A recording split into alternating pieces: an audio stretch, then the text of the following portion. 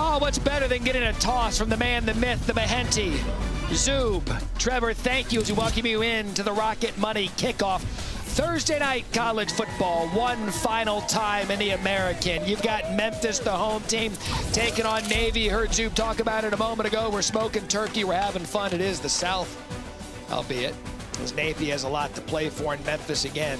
There is so much on the line for both of these teams as we wrap up the regular season in college football. With that one final time, welcome into Industry Night, Thursday night college football. Tom Luganville and Matt Berry. Let's harken back to last year. 1,225 yards of offense, high-scoring game. I kind of want that tonight for everyone that's on their home fat and sassy after eating all day. I got to be honest with you, I'll be surprised if we don't get it because both of these teams are uber explosive in their methods on offense. I think we could have a track meet here tonight and some really good quarterback play. And you heard Zub talk about it a minute ago. It's worth pointing out again, Navy, their situation coming into the final weekend of the season in the American Conference. It is a three-way tie up top. So Navy, first things first. They don't control their own destiny, but they need to win tonight and then get some help from North Texas and Tulane in their final games for the weekend. Otherwise, they won't be playing for the American Conference Championship, but there is still a chance. But first things first tonight, Lugs, win the football game, and to do that, their star quarterback, Blake Horvath, has to step up again. Well, and one of the most exciting offenses in college football, Blake Horvath, the entire offense runs through him, whether it's through the air, on the ground. You may think this is just your typical triple option Service Academy Ball Club. It's anything but. They're going to spread you out. They're going to get in the shotgun. They're going to run pass option. They're going to push the ball vertically in the passing game,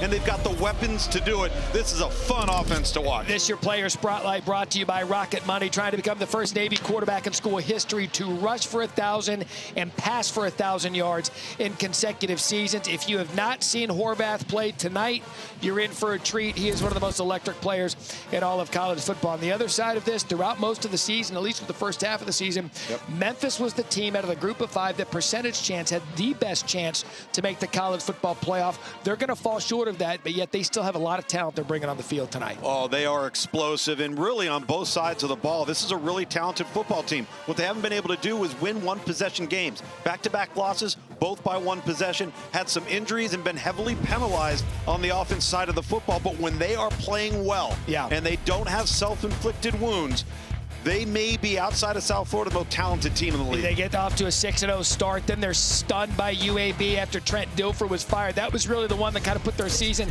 into a tailspin. They came back against South Florida to get the season back on track, but now they're coming into this game on a 2-game losing streak, which is what dropped them out of the American Conference Championship race. But as Harry Lyles will tell you, Harry, these players know there is still so much to play for in their final game at home. Absolutely, Matt. Obviously, the goal for this Memphis team was to win the American Conference and potentially get a college football playoff berth. And while that is not on the table, quarterback Brendan Lewis told me that they want to go out with a bang for these seniors, get to 10 wins, have 3 consecutive 10-win seasons. It's a big accomplishment for Memphis football. When I spoke with linebacker Sam Brumfield, he added that regardless of the shortcomings of the season, they want to keep finding a way to win. He said it's something for this team to prove to themselves, given the losses that they have had this season. Now, I spoke with defensive back Kamari Wilson. He said the thing to do that tonight against this Navy offense, the biggest thing is do your job. He said it's about discipline, being physical, and running through somebody's face. Yeah, and Harry, to button that thought up, for the first time in program history, Memphis can have 3 consecutive 9+ win seasons. That's in store tonight, and so is some fun football. Kickoff is next from Memphis. This has been the Rocket Money Kickoff.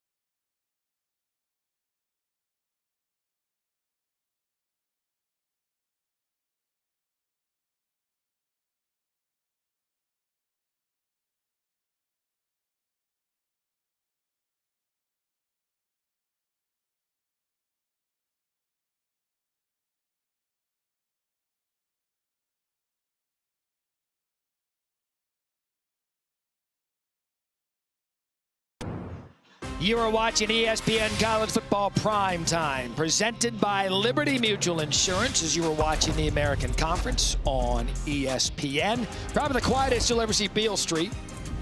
I sent Lugs down there last night. He reported back today. Shut it down. All is well on Beale Street. We hope all is well with you on this Thanksgiving Thursday as we around our family, friends, loved ones.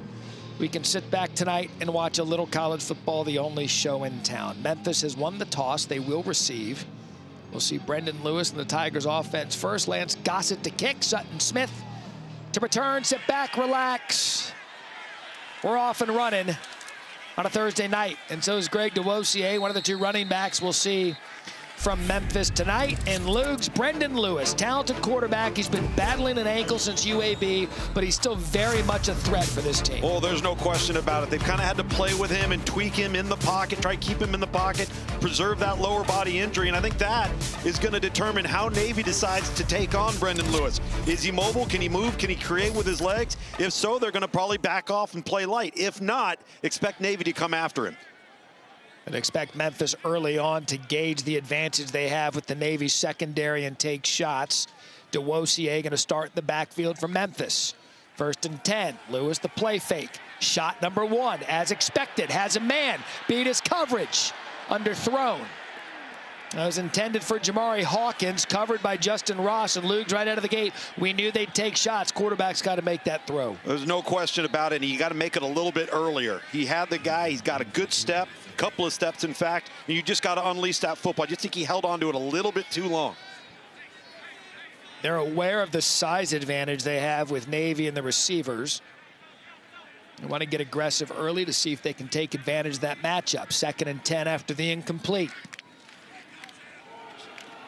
That's DeWosier. You've got Sutton Smith and DeWosier, two talented running backs, pretty much split carries throughout the season, but they love it that way. Tim Cramsey says, look, we'll split the carries and then we'll ride the hot hand. Yeah, ride the hot hand. Sometimes get them on the field both at the same time. Their backs that are really good in space. If they get off to the second level, both can win foot races. The third back we'll see, Frank Peasant. He's in right now. And a 3rd and 8 to open the game for Memphis. Blitz comes, picked up. Lewis plenty of time. And again, as receiver beat, and this time overthrown. It was Hawkins again that got behind the defender. And they couldn't connect once again, Lugs, or else we'd have 6 on the board, and it's going to force a punt. Yeah, that's twice in one series where Jamari Hawkins is able to get a step or two on the Navy defender, and this ball just needed to be laid up with a little bit more air. Hawkins can't just quite catch up to it, and Navy forcing a 3 and out. So the true freshman Lackland Kerrigan to punt. Brandon Chapman to receive for Navy, situated at his 30-yard line. So an early miss from Memphis. Chatham the fair catch at the 26. After a punt of 38. And here comes Blake Horvath in the Navy offense. And if you haven't had a chance to see them and what Drew Cronick, the offensive coordinator, has been doing, one of the most explosive offenses in the country. Well, he's just made them more dynamic. And you just said it. If you asked most people following college football, who's the most explosive offense in America, you probably wouldn't guess Navy. Well, guess what? It's not just explosive on the ground. It's explosive through the air. Not just triple option. It's a little bit of everything. You'll hear Horvath called numerous times tonight. Eli Heidenreich, Alex Teska, the stars of this Mids offense.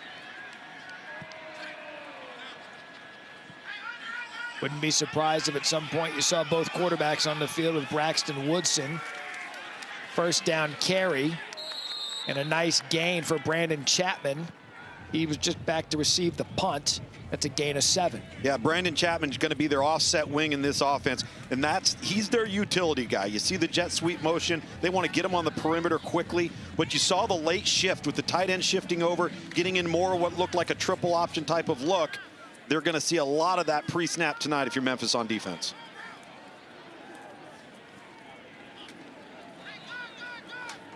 So from under center to the shotgun, Teska moves to Horvath's left.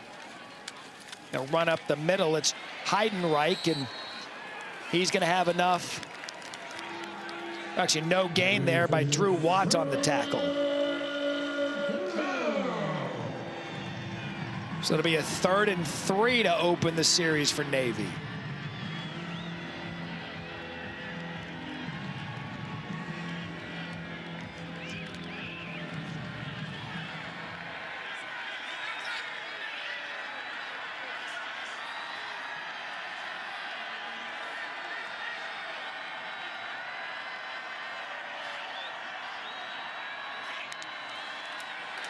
Wonky snap. Horvath pays for it. And Samson Israel there for the Tigers. And a miscue there for Navy and a loss of 5, and they'll be forced to punt. Yeah, they're going to hand it off on the jet sweep here, but the ball's slightly high, gets mishandled by Horvath. Not enough time to get control of it and get it down and into the hands of the runner. And trading blows here on the first 2 series for both Memphis and Navy, trying to get a feel for each other on offense. So Jacob Carlson to punt. Sutton Smith deep to receive.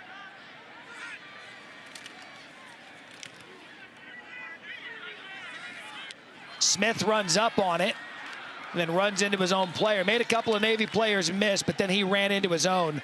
Punt to 32 and a return of 2. It'll be Memphis for the 2nd time tonight. Early zeros.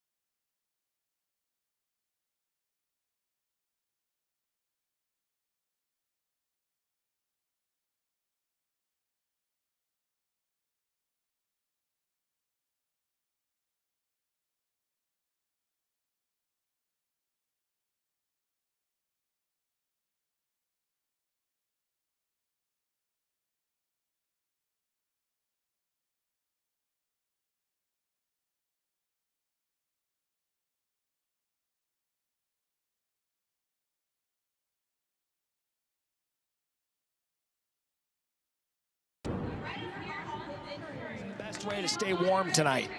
Dress up like a tiger. 0-0 here in the first as we take a look at our impacts. Players built by the Home Depot. Take a look at these impact players. Here we go. Starting off with Memphis. Yeah, we'll hold that. We'll get to them in just 1 second. We're just going to leave you in suspense.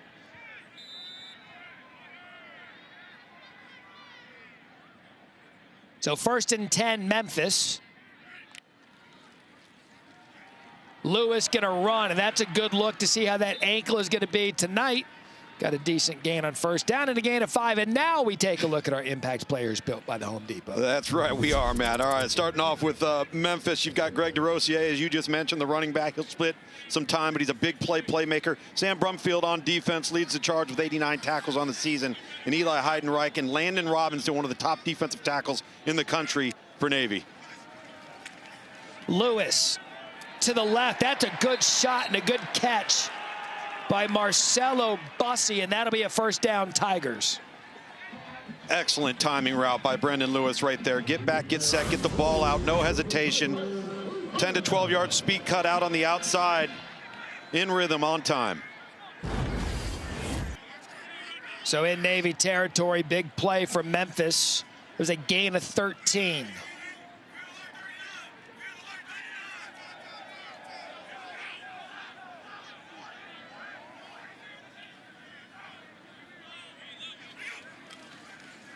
Smith, first carry of the night for him to the left side. Good job by Navy. How about that defense corralling Smith? No gain. Adam Klink and Justin Ross there. Adam Klink does a great job of setting the edge, not allow himself to get hooked to the inside. And then secondary run support coming up from the back end into the boundary. Really good team defense right there from Navy.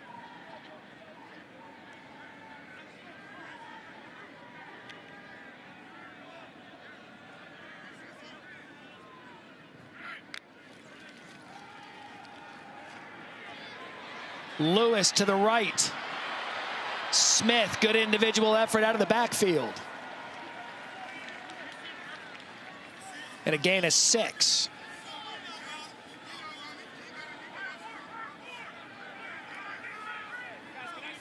So now 3rd and 4.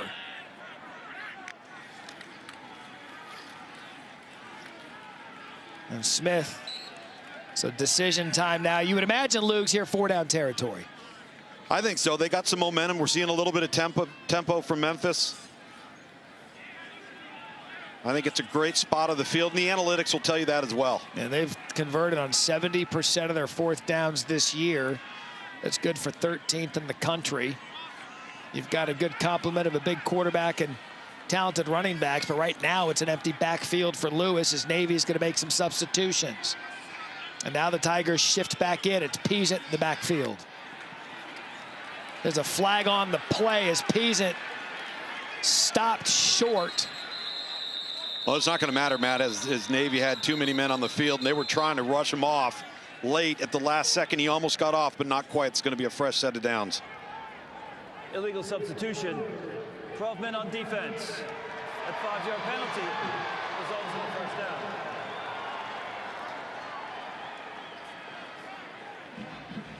You see Brian Newberry not happy with the call. What he's upset about is he didn't feel like they gave enough time for his guys to substitute, and the center judge backed away from the offensive center to free the offense up for play. So Memphis takes advantage. They get a first down. New set of downs. DeWosier in the backfield.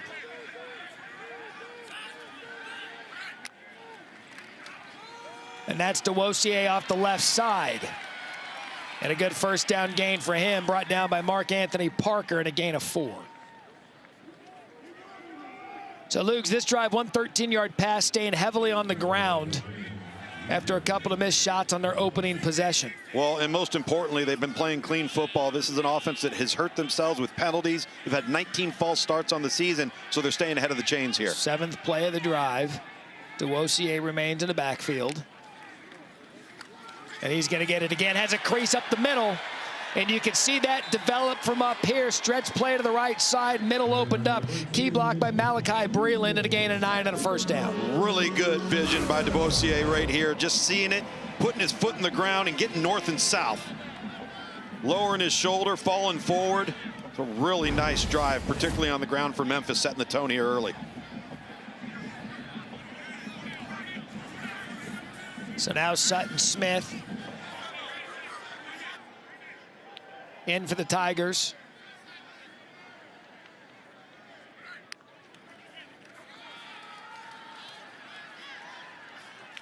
And a gain of 2.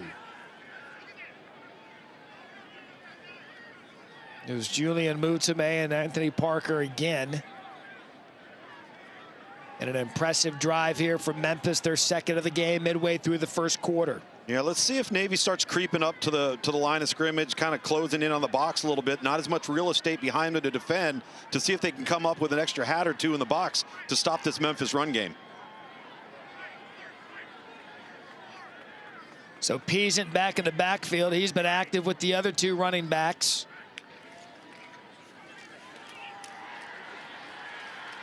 And he gets stopped after a gain of 1. You know, it's interesting. You got one running back that's a decathlete. You got one running back, they say, in Peasant that does everything right. And then you got Sutton Smith, battled injuries a year ago, but he's back and playing well. And you get the idea, Luke, at the talent that's on this roster, why there were so many expectations to start this season. Well, and especially when you consider there are 78 new players on this roster and the choices they made in the transfer portal, obviously quality choices, and they've got a tremendous amount of depth. 78 new players. That's quite the orientation to start the season.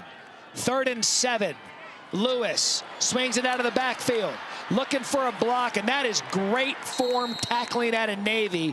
They recognized it immediately, led by Nick Bell, bringing it down to Wossier in a loss of 1. What a fantastic open field tackle. Nick Bell, just a sophomore. This is a youthful area of this Navy defense. They've had some ups, they've had some downs, but they like these youngsters, and to be able to get out in space, make this tackle. You don't make that tackle, you're off to the races. Excellent red zone defense from Navy.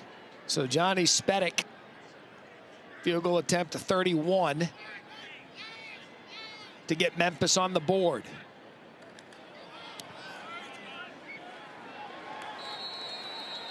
And it's good. So Spedick gives Memphis an early 3-0 lead. Impressive drive, 11 plays, 46 yards. Tigers on top.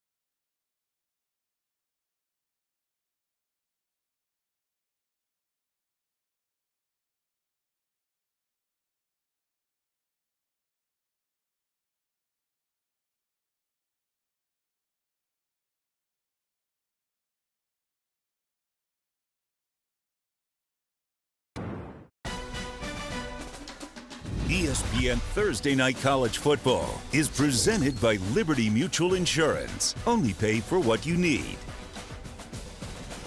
Huggy, Gage, Wiggy.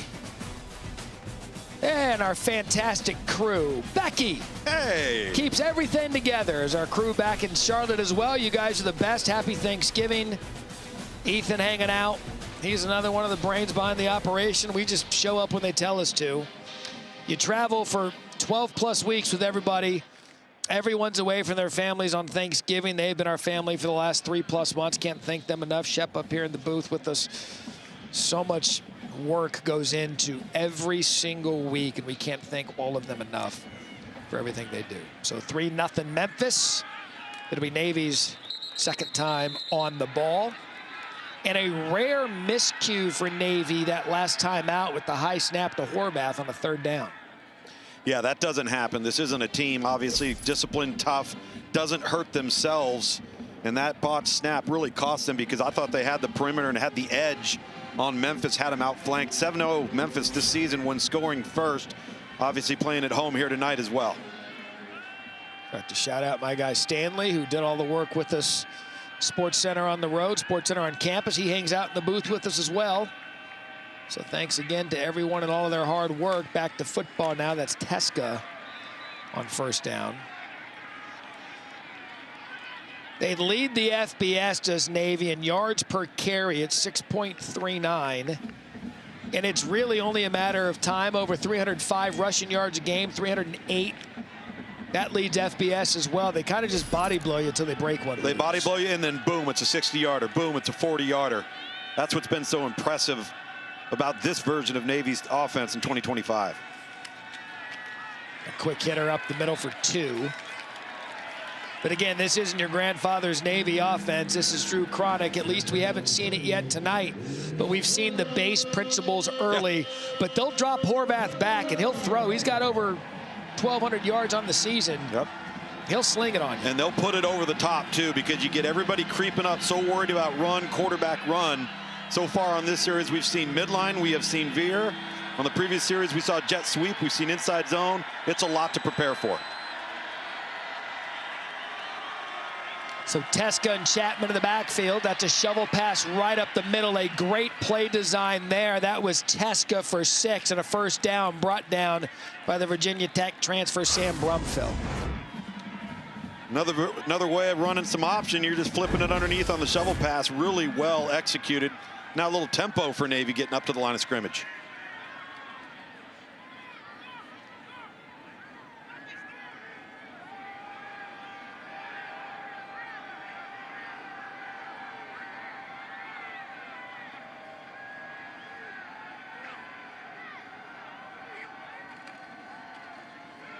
That's a good option outside. There goes Chapman, had some space.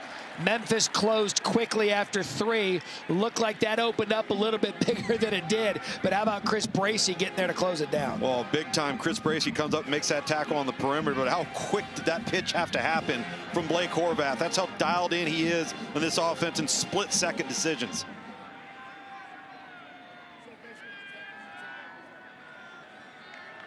When Blake Horvath gets going, he really is one of the most special players in the country.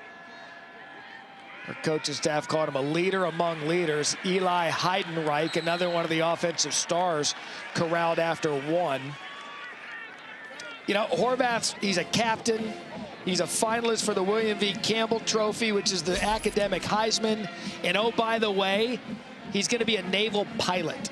Gotta love it. And I can't understand if the Heisman Trophy, which, by the way, he was alerted by the Heisman Trust, he would be in the mix as a candidate. Sure. If you're looking for the most outstanding player in college football, maybe the most outstanding person in college football with the stats to back it up,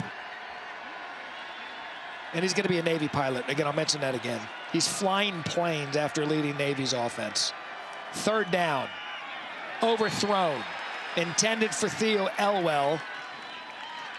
And not the best start for the mids on offense. They're going to be forced to punt again, lose. Yeah, and Blake Horvath is going to wish he had that one back. He just airmailed this up and high to the right. And he had an open target on the speed cut out with Elwell. And you're right, not that they're necessarily getting behind the chains. They just haven't been able to get any continuity going and get themselves past midfield. And when it works, it's poetry in motion when the offense is in sync. And they're going to fake it on 4th down. How about Navy? But there's a flag on the play. They had the fake dialed up and called. It was Landon Robinson, the nose guard, the big fella, and it's going to be coming back. I think they're going to get Matt Reyes for a hold. Offense number 97. 10-yard penalty. 4th down. But by the way, can we talk about how athletic Landon Robinson just looked? I mean, you can see it right on the edge right there is going to be the hold, and he tries to let go and give the I'm not guilty at the very last second and gives himself away.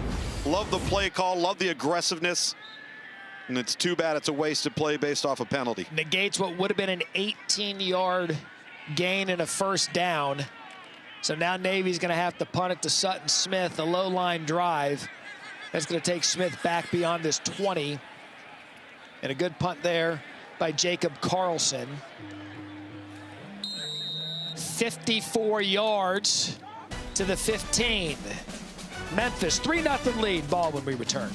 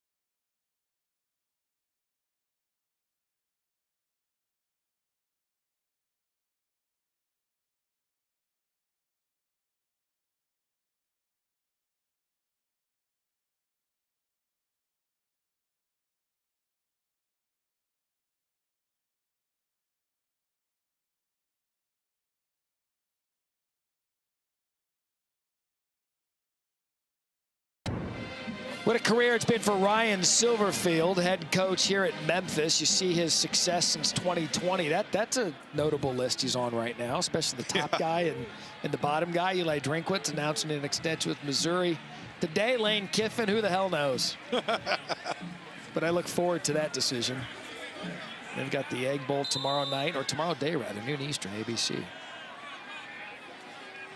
Is DeWosier back in the backfield? From Memphis, up 3-0. Lewis going to throw on first down. He's pressured, able to get out of it, just throws it away. Smart play by him. Luke Pierce led the charge along with Coleman Cauley. And I haven't seen anything yet, Luke, but it's cold tonight. We got to wait and see and watch that ankle. Yeah, he doesn't look like he's got the initial burst that he's normally had. And what you've noticed is Navy defensively, when they are pressuring, they're pressuring up the middle between the A-gaps, between the center and the guard, between the guard and the tackle, try to push him and get him lateral and see if they can get him uncomfortable. Navy showing pressure. They bring it off the edge. Lewis feels it, not going to be able to get out of it this time. Navy brought the house, and Xavier Arrington and Marcus Blizzard were there. A loss of 8.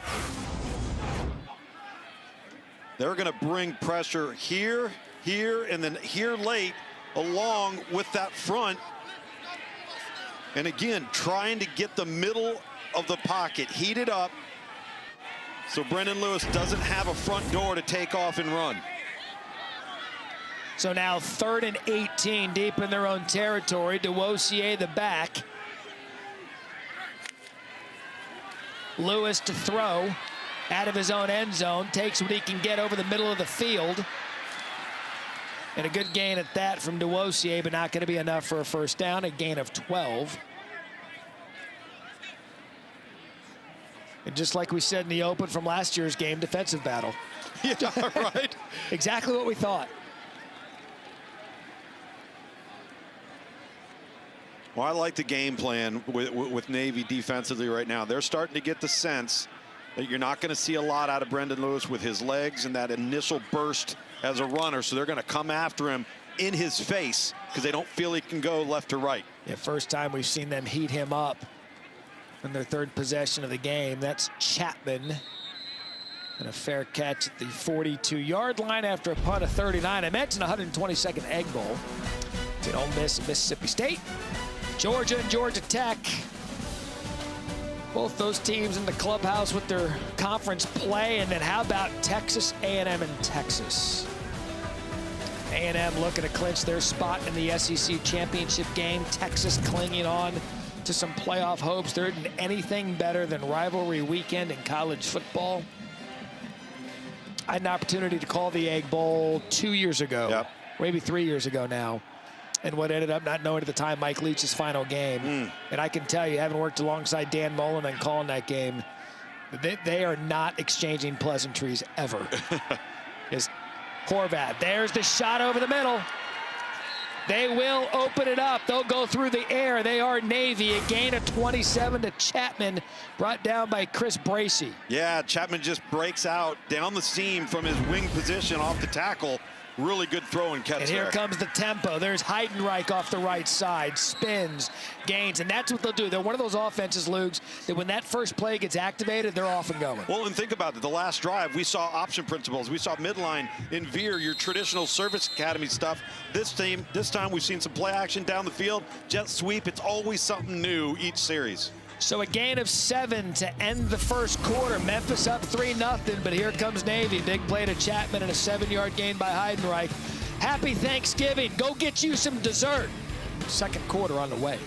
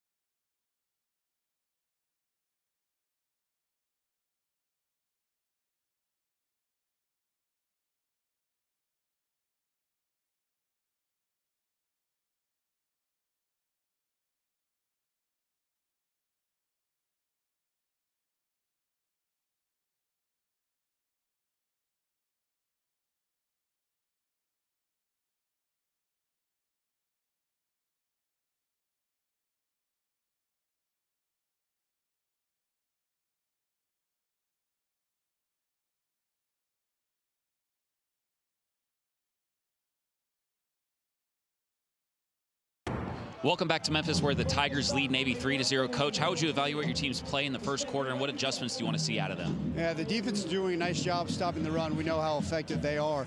Obviously, we can't give up that explosive pass play. And then offensively, we got to protect better, and we missed the 2 explosive passes early in the first quarter.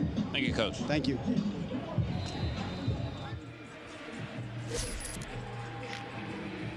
You see Navy there, Harry. Coach, thank you. The lowest offensive output in the first quarter, but a little bit of momentum to end it now. Is Shane Reynolds in the backfield, and Navy looking to pounce here, start of the second quarter.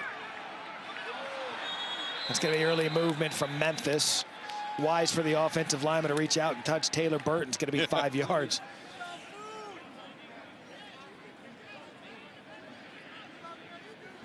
First time here from Charles Lambertina tonight. Defense number 90. 5-yard penalty results in the first down.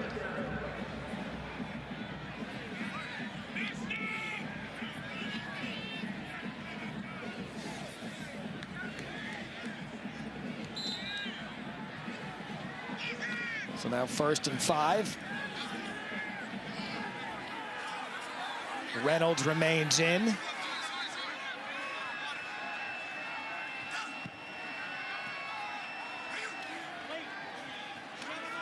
The pitch to the outside to Chapman. He's been busy tonight. A nice gain there on 1st down. It's going to pick up 8 and move the chains again. Navy in position now. Check that, 2nd and 2. It's an excellent job pitching off the unblocked man, number 6, Everett Rusaw, off the edge for Memphis, and it happened so quick. That's where Blake Horvath processes so well and is such an operator of this scheme. He rarely makes a mistake when it comes to ball handling.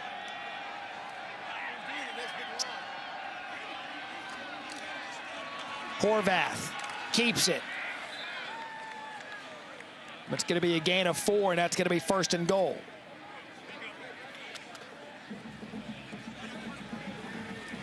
We are dealing with some chain issues down on the sideline. We're trying to keep it as accurate as we can up here in the booth. They're down 2 people. We're missing half of the 10-yard chains. We're missing half the crew. So there's no line of scrimmage on the yard marker. There's just a yard marker and another chain. So we'll do this old school. So 31 TDs on 43 attempts in the red zone for Navy on the season.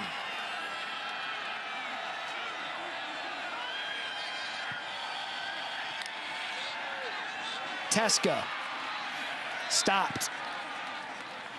Gain of 1. Drew Watts right there, 2nd and goal. Luke, with this type of offense, with all the eye candy and everything they can do, how built for the red zone are they? A lot of teams, when the field shrinks, they struggle. Right. Navy seems opposite. Navy's opposite because Navy is capable of spreading it out, getting into the shotgun, widening the field, loosening up the box, as opposed to being so condensed with multiple tight ends and offset wings. And that's what you're going to see right here. Let's see what they come out with this.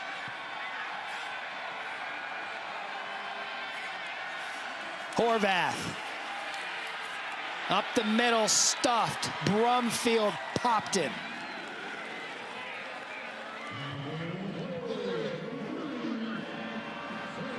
So 3rd and goal. Horvath, 13 rushing TDs on the year.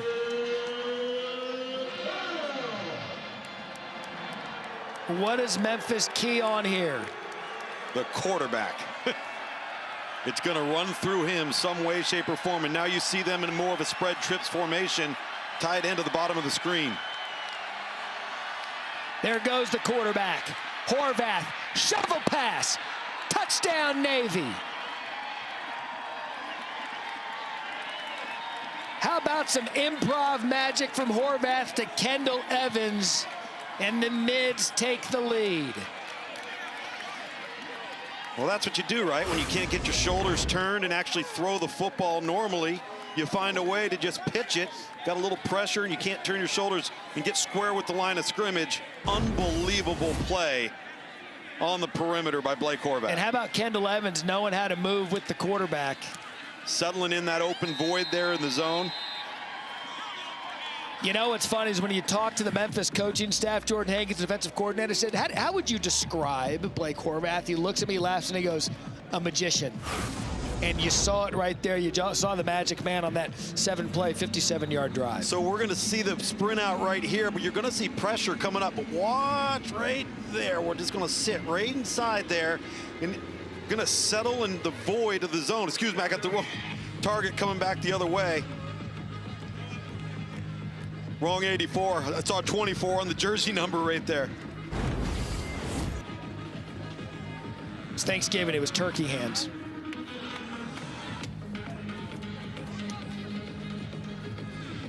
So Navy, an impressive drive to go down the field. Early sputters in the first quarter, Lugs, but they used that momentum at the end of the first and took it right down the field to take a 7-3 lead. Yeah, and trying a little bit of everything. As we mentioned, they're spreading them out. They're getting into condensed formations. You're seeing some triple options, some quarterback run, quarterback counter. It's a lot to prepare for. Even with an off week leading into the football game, Navy's a handful on offense.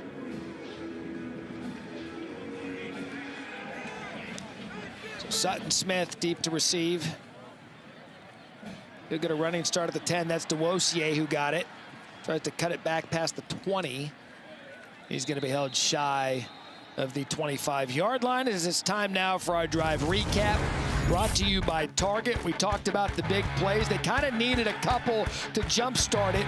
This one was to Tesco over the middle of the field. Check that, Chapman over the middle of the field. And then they used Chapman again to set up the scoring drive. Yeah, off of the option, and then they get into the shotgun, roll the quarterback left. He can't get his shoulder square. Nevertheless, finds Evans, 84. Just settling that open void. Now let's see what Memphis has for an answer.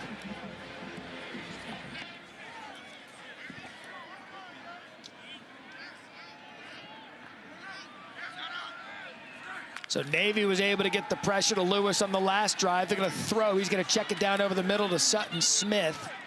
And a gain of 5. Last drive, Lewis was trying to look around the field. Navy was able to get pressure on him. That one just kind of a short dunk to get a little something. Well, just get the ball out of your hand. You heard Coach Ryan Silverfield tell Harry, hey, listen, we got to do a better job of protecting, and we can't miss those explosive opportunities. They missed 2 of them on the opening drive. Lewis to throw again. He's able to escape the pressure, and he'll have enough for a first down. Memphis. And again, I don't want to keep harping on it, but that's what he does well. He's a dual threat quarterback, and that just wasn't there after the UAB game. Well, in that particular instance, too, he's going straight ahead. He's not having to move left to right. That's going to help him as he aids that injured ankle. That was a gain of 13. Quick tempo. Lewis out. Bussey on the reception. And now both offenses got a little lube in their pistons. Maybe some of that tryptophan to start the game. Flush it out of their system. Got some of those carbs going now, and a gain of 10.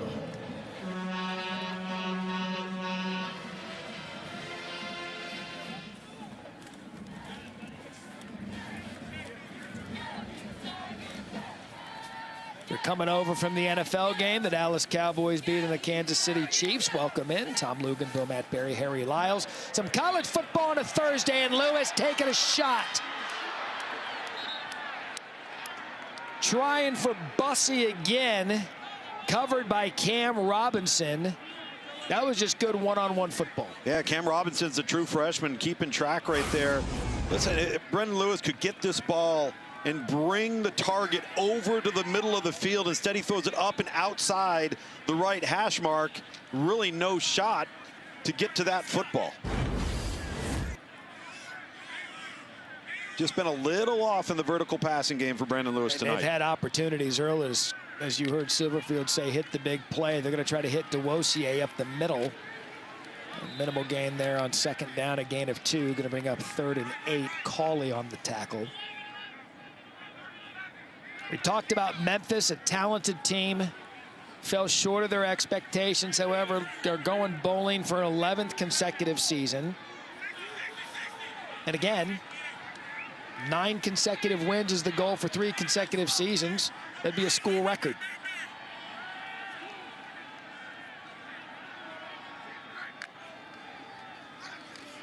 Lewis, good shot over the middle. That's Brady Cluse, and that's a gain of 15. Really nice throw on the in cut here for Brendan Lewis. Gets back, gets set, delivers a strike. Cluse coming across, securing the football. And Nice answer now, Matt, here from Memphis offensively. Peasant was able to pick up the blitz. Key block. Gave Lewis a little extra time.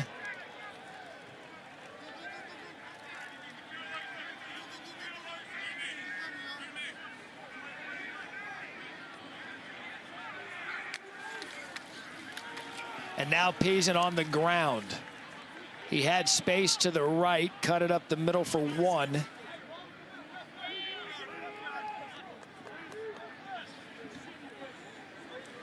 So now, Luke, you're really starting to see the game plans take for both teams. Memphis is going to be very aggressive with the run, but we know that they know they can go deep. Yeah, it's whether or not they can land one.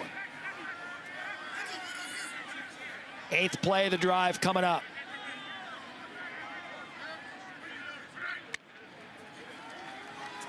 Lewis gonna run. Has wide open middle of the field. Boy, did that thing part. Lewis picks up 24, and it's gonna be 1st and goal, Memphis.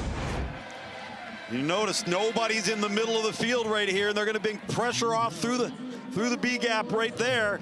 And Brendan Lewis does an excellent job of just taking the front door. Nobody in the middle of the field. You got the lead block from Peasant, and Memphis in business. I mean, there was so much grass. And another successful red zone team here, right up the gut. Peasant thought he had the goal line until he didn't. Giuseppe Sessi there. It's gonna be 2nd and goal. I'd say early on positives too for Memphis that Lewis looks healthy enough, because that's a dynamic Navy's defense to not have to put up with. Yeah, there's no question about it. And right now, this is a really nice run game package we've seen for this entire drive from Memphis. The team's leading rusher with 33 yards is Lewis. Low snap. End zone, touchdown, Tigers.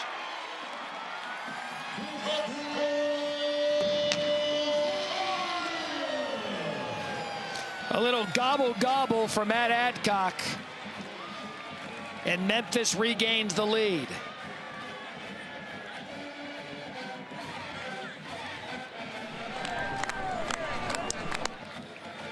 So back-to-back impressive drives by both offenses. You see Memphis took it 10 plays, 75 yards, and we're an extra point away from this one being 10-7.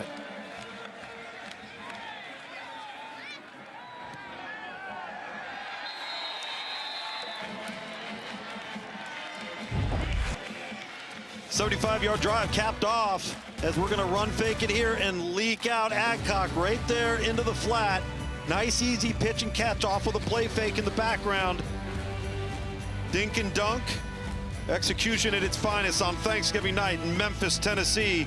Tigers take the lead.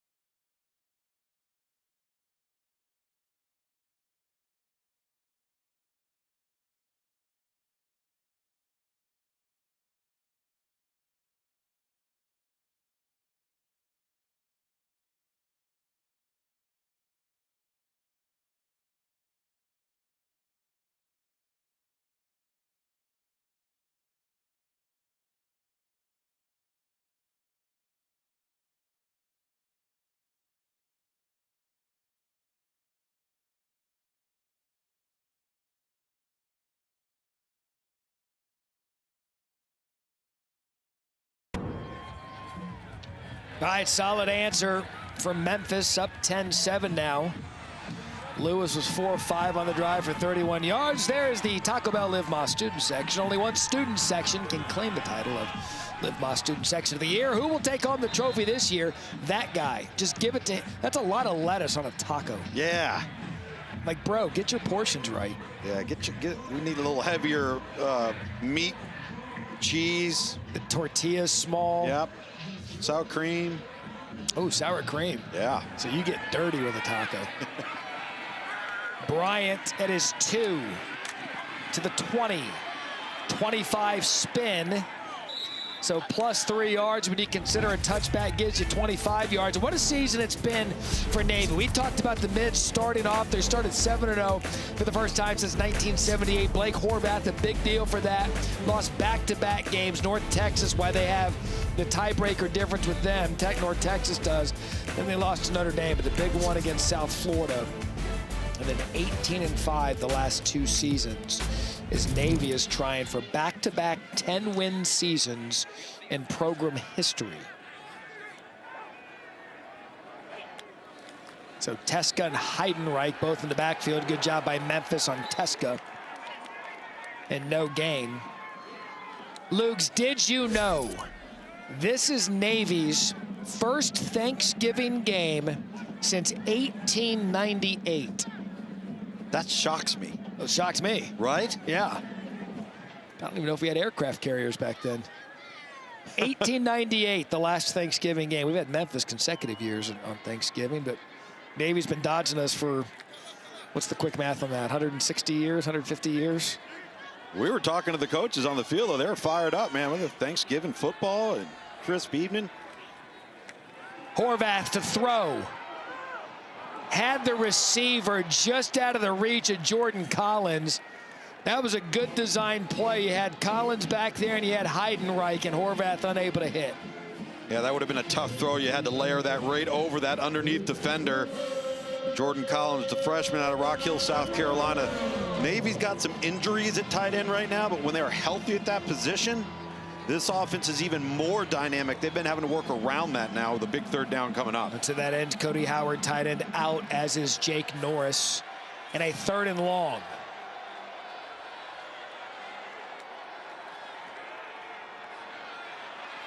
Horvath on the run, trying to make a play downfield. That's Heidenreich, flag, and caught.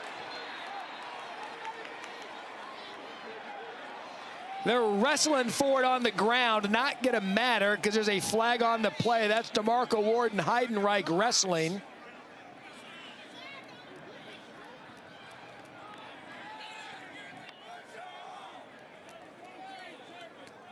Pass interference. Defense, number 31. That penalty is declined. The result of the play is a first down. So it's Heidenreich on the reception, and no offense to Memphis. If I'm going to get a guy grappling me, I'm going to take the guy from Navy. Look at everybody chops, everybody down the line of scrimmage. Now watch this shot Horvath takes.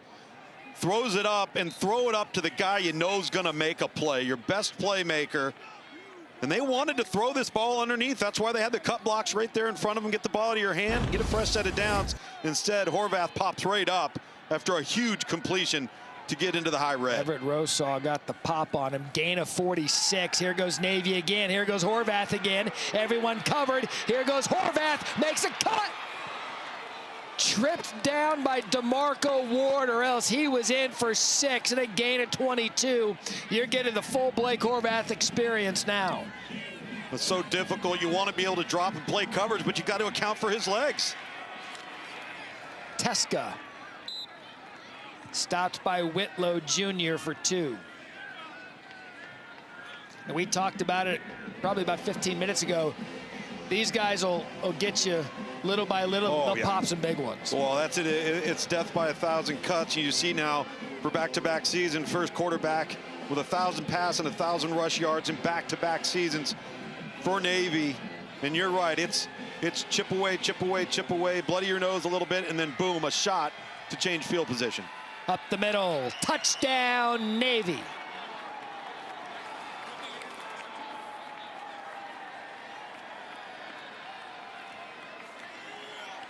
Now we're cooking with deep fried turkey. The offenses have woken up. 6 plays, 72 yards. That was Teska. 24th career touchdown for him. And his high school teammate Eli Heidenreich set it up with the 46-yard catch.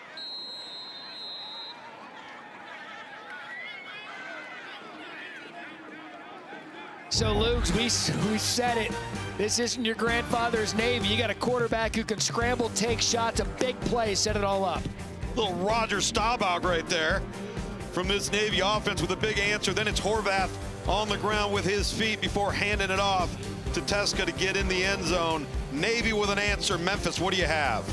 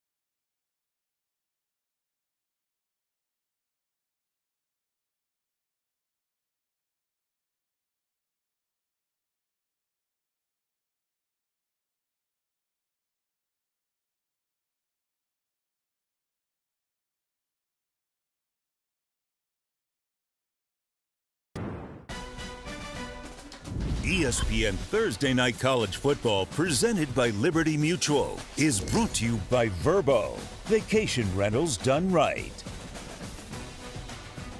Another fantastic season of the Group of 5 and Group of 6. It is really, really good footballs. We spent most of our season in the American. Tulane has Charlotte. Again, Navy needs to win tonight. They need help from Tulane, and they need help from North Texas because of that tiebreaker. And what's been a fantastic season for the American. This is good football now. You know, Eric Morris, he's the story going to Oklahoma State. Sure. He'll coach North Texas through their run. John Sumrall's got Tulane rolling again. Memphis talented, Navy talented, South Florida. It's DeWosier at the 15. Trying to cut across the field. A nice open field tackle there to slow him down by Philip Hamilton.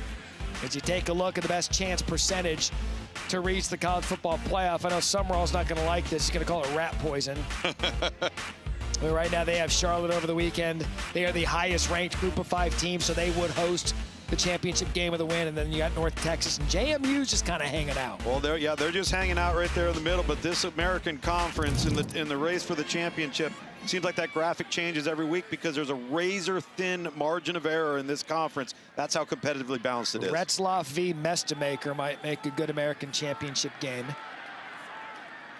As that was Sutton Smith on first down, a nice pickup of 8.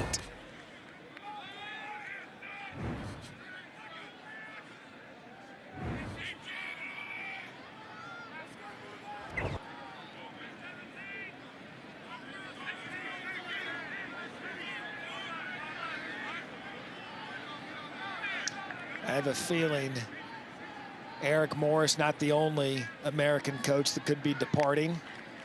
That's for another Saturday.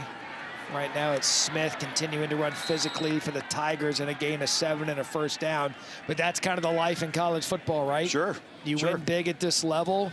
You have some exciting offenses. If you're Alex Golesh at South Florida, you've got an intimidating physical defense. If you're John Sumrall at Tulane, Eric Morris, the high-flying offense. Ryan Silverfield's name has been brought up with some of the vacancies. It's a good league with a lot of good talent and really great coaches. Yeah, John Sumrall has a chance to have all 4 years as a head coach to play for a championship game. Play fake from Lewis. Pressure coming.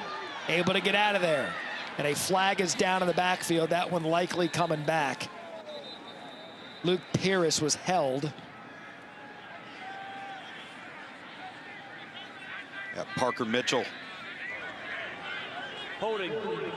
Offense number 32. 10-yard penalty. First down. As we button up this conversation on the American, then you got a team like UTSA, who we saw at home. They're a wagon. Oh, they are big San time. Antonio. Yep. See number 32 right there. We're going in motion across to the right of your screen. He takes on Luke Pierce, number 35. A little tug, a little grab.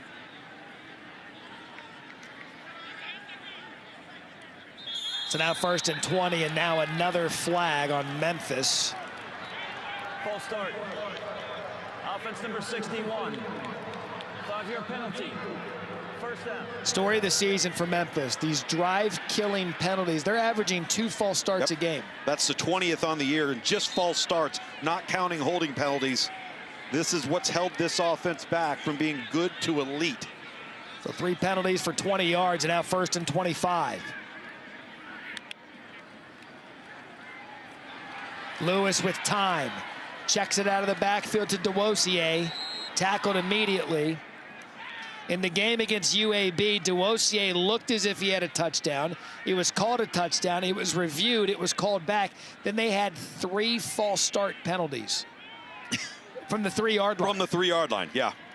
And that ended up being a killer for them as they would lose to UAB, who had just fired their head coach, Trent Dilfer.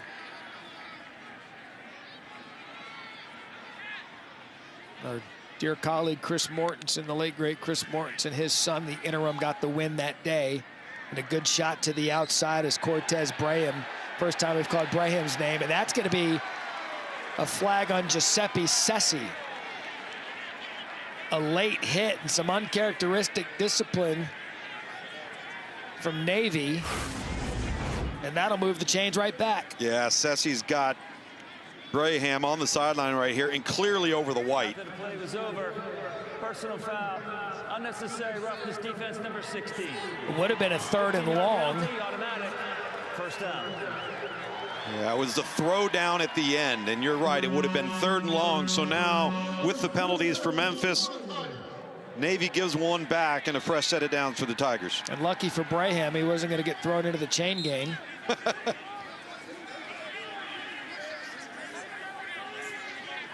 As Duosier remains in the backfield. So 1st and 10 after the penalty. Duosier. Bottled up. Gain of 1.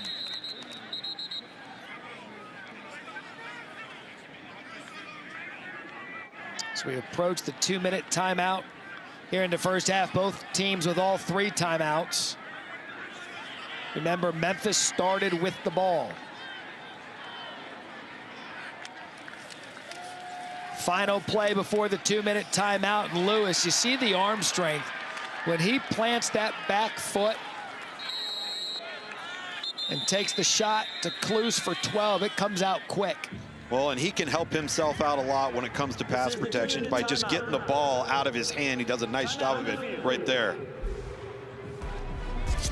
So Memphis moving the ball. They're down 14-10 at the 2-minute timeout, but they're driving. We got a fun one here in Memphis on Thanksgiving night.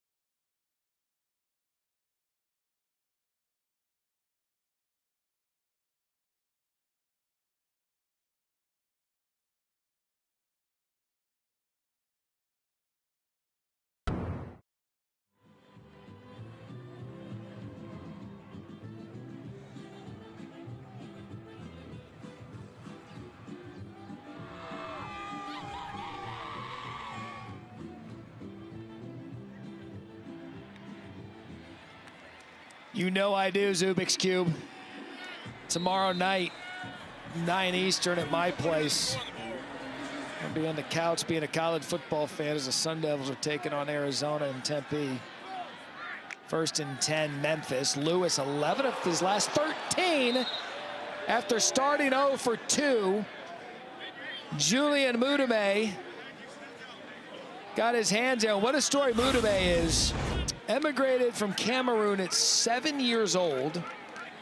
Was watching football with his cousin, fell in love with the Baltimore Ravens, and now he's here at the Naval Academy, almost had a pick.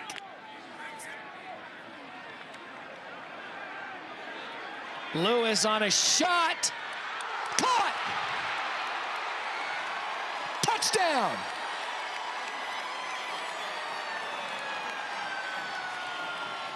We'll see what the flag is. It's offsides. Oh my, that's gonna count. 38 yards, Cortez Braham, a player they said is having a breakout season. How about that? Well, Justin Ross is in phase with a number 17, the corner for Navy. Lewis just throws this up, and the focus and concentration by Braham off of the tip, running out of real estate to the back end line of the end zone. It just flat out makes a play. That was special. 8 plays, 77 yards. And another lead change here in the first half. It is the 4th free play. Chucks it up. Braham. Concentration. Memphis regains the lead. Oh, this is fun. Thanksgiving night.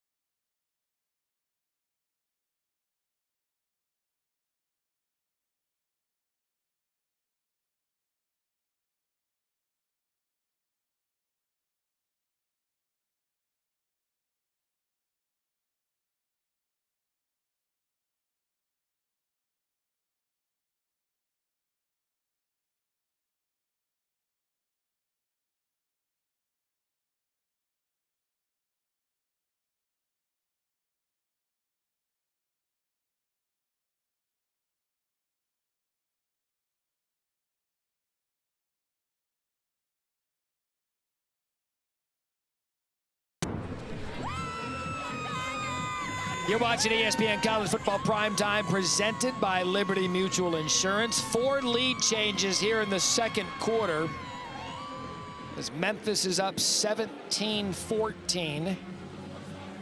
The midshipmen with the ball, 3 timeouts, and they get the ball to start the third quarter.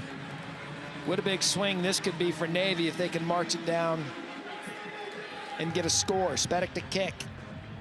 Isaiah Bryant. Deep for Navy.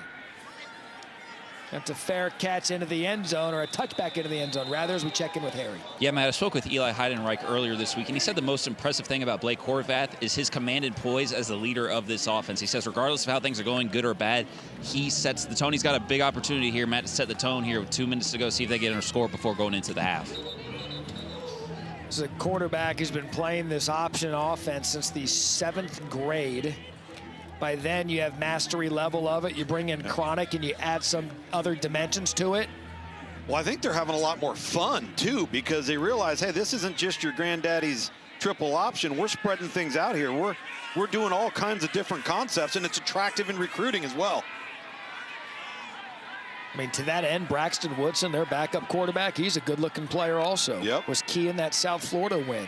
Horvath thought about pitching it. He did late.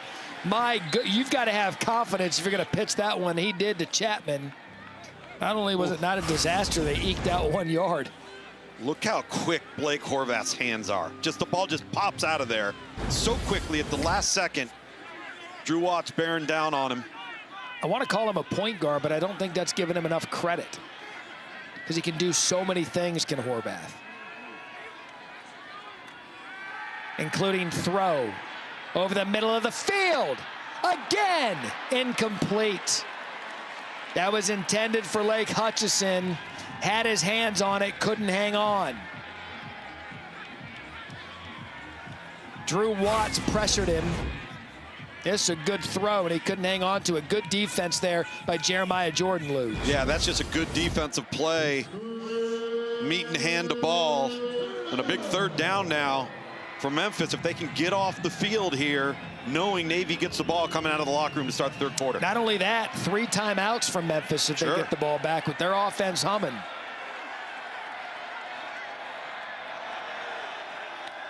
Here comes the blitz.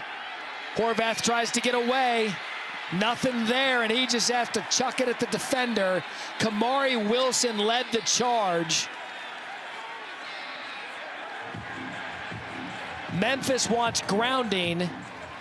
Didn't go past the line of scrimmage, and there's the flag. Not only that, he threw it right on the ground directly in front of him instead of forward towards where there was a target. So that's going to be a spot foul, loss of down. Intentional grounding. Offense number 11. Spot foul and loss of down. This foul requires a 10-second runoff. However, Memphis has declined a 10-second runoff. Clock is correct. It's 4th down. That's a loss of 13. So you've got Chapman right there, and you've also got 36 in the true freshman, Jordan Collins. I think if there was more of an effort, instead of throwing it at the defender's feet, maybe they don't throw the flag. Either way, Sutton Smith and Memphis have a golden opportunity here with 3 timeouts. That's Smith at the 45. And that's where he's going to stay. There's a flag down. It's going to be against Navy. It's going to be holding.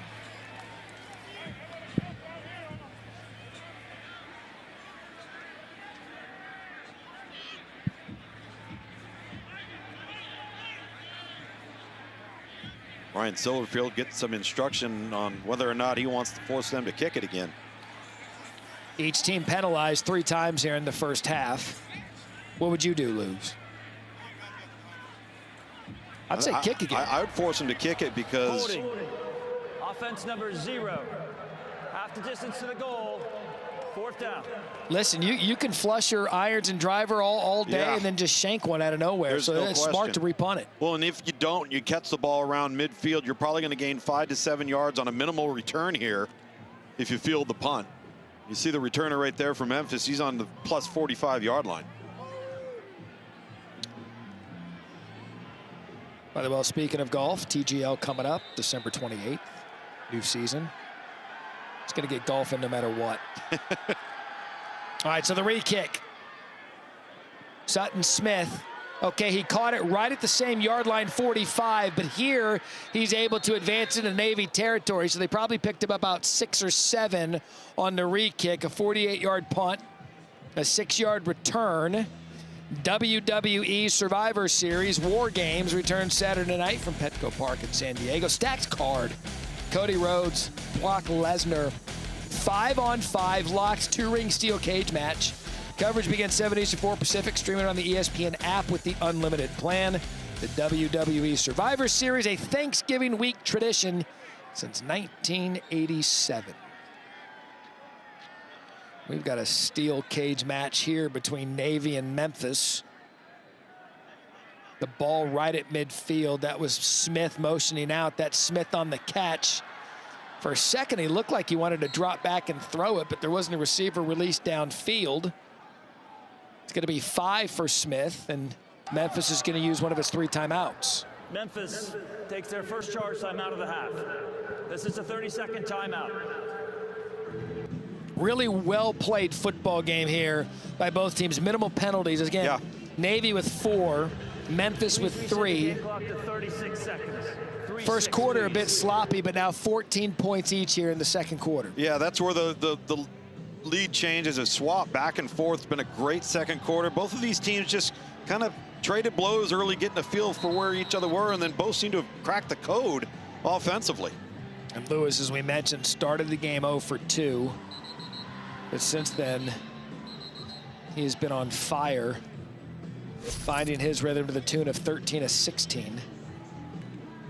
125 yards and the 2 touchdowns, but none better than that Cortez Braham touchdown a moment ago, the bobble and the catch to give Memphis the lead.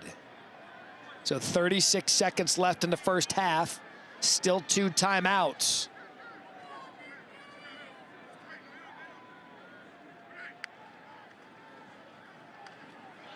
Pressure. He's able to get out of it. That's a good job keeping his eyes downfield, and that's going to be a first down Memphis. Navy brought the heat. He was able to get out of it and find Bryce Anderson for 13. Brendan Lewis does a nice job of securing the football, keeping his eyes downfield, hurrying up now. And they're going to save the timeout with the hurry up, and again he's off his spot. And that one he just throws away. Navy wanted a hold. 18 seconds left as Jackson Campbell forced the throw from Lewis. Good, smart, heady play by Brendan Lewis right there. Just live to play the next down. Plenty of time left. Still got 2 timeouts. And really, with 2 timeouts, Lewis, you could probably pop a run if you wanted to. Sure. Get yourself some yardage, get back to the middle of the field. And there it is. Right up the gut. Asking you shall receive. Peasant's the big run. He's been fun to watch in this first half. 19 yards. Memphis in business, brought down by Cam Robinson, and they'll use their second timeout. Yeah, now you got some choices to take shots into the end zone, not just set yourself up for 3.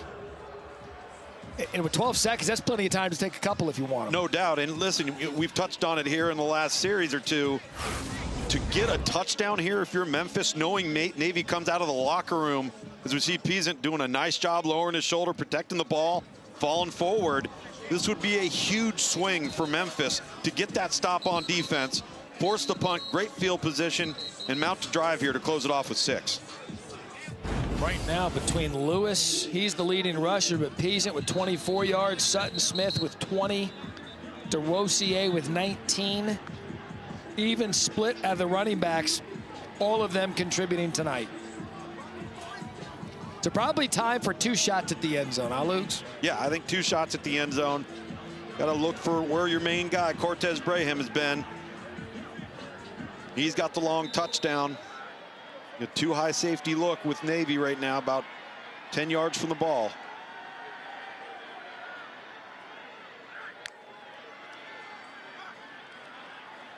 Checks it down to Smith out of the backfield.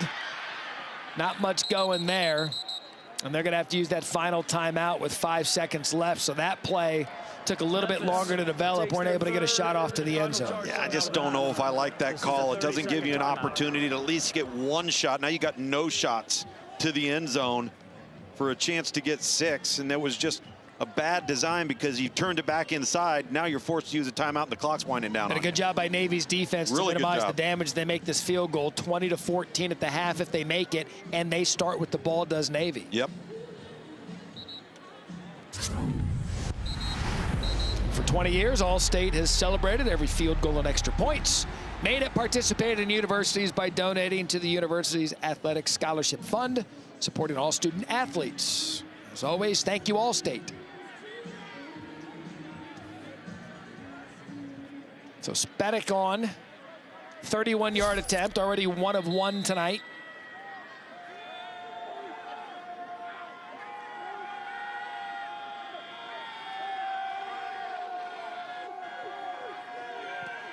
Spedic's kick is good. Actually, no good. No good on the kick, and Navy gets a hold. The half is not over. The half is not over.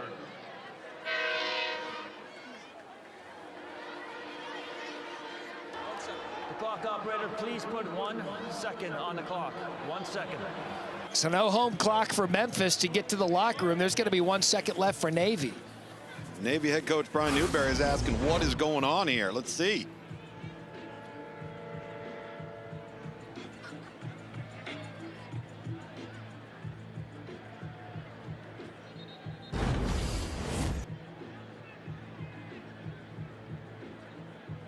Wow. Not sure that Navy's going to do anything with the 1 second. I'm guessing Navy's going to get down to that heel formation, get to the locker room. But again, great stop by them. The missed field goal. They start with the ball second half. And what's been an entertaining second quarter. 4 lead changes, and that's where it'll stay.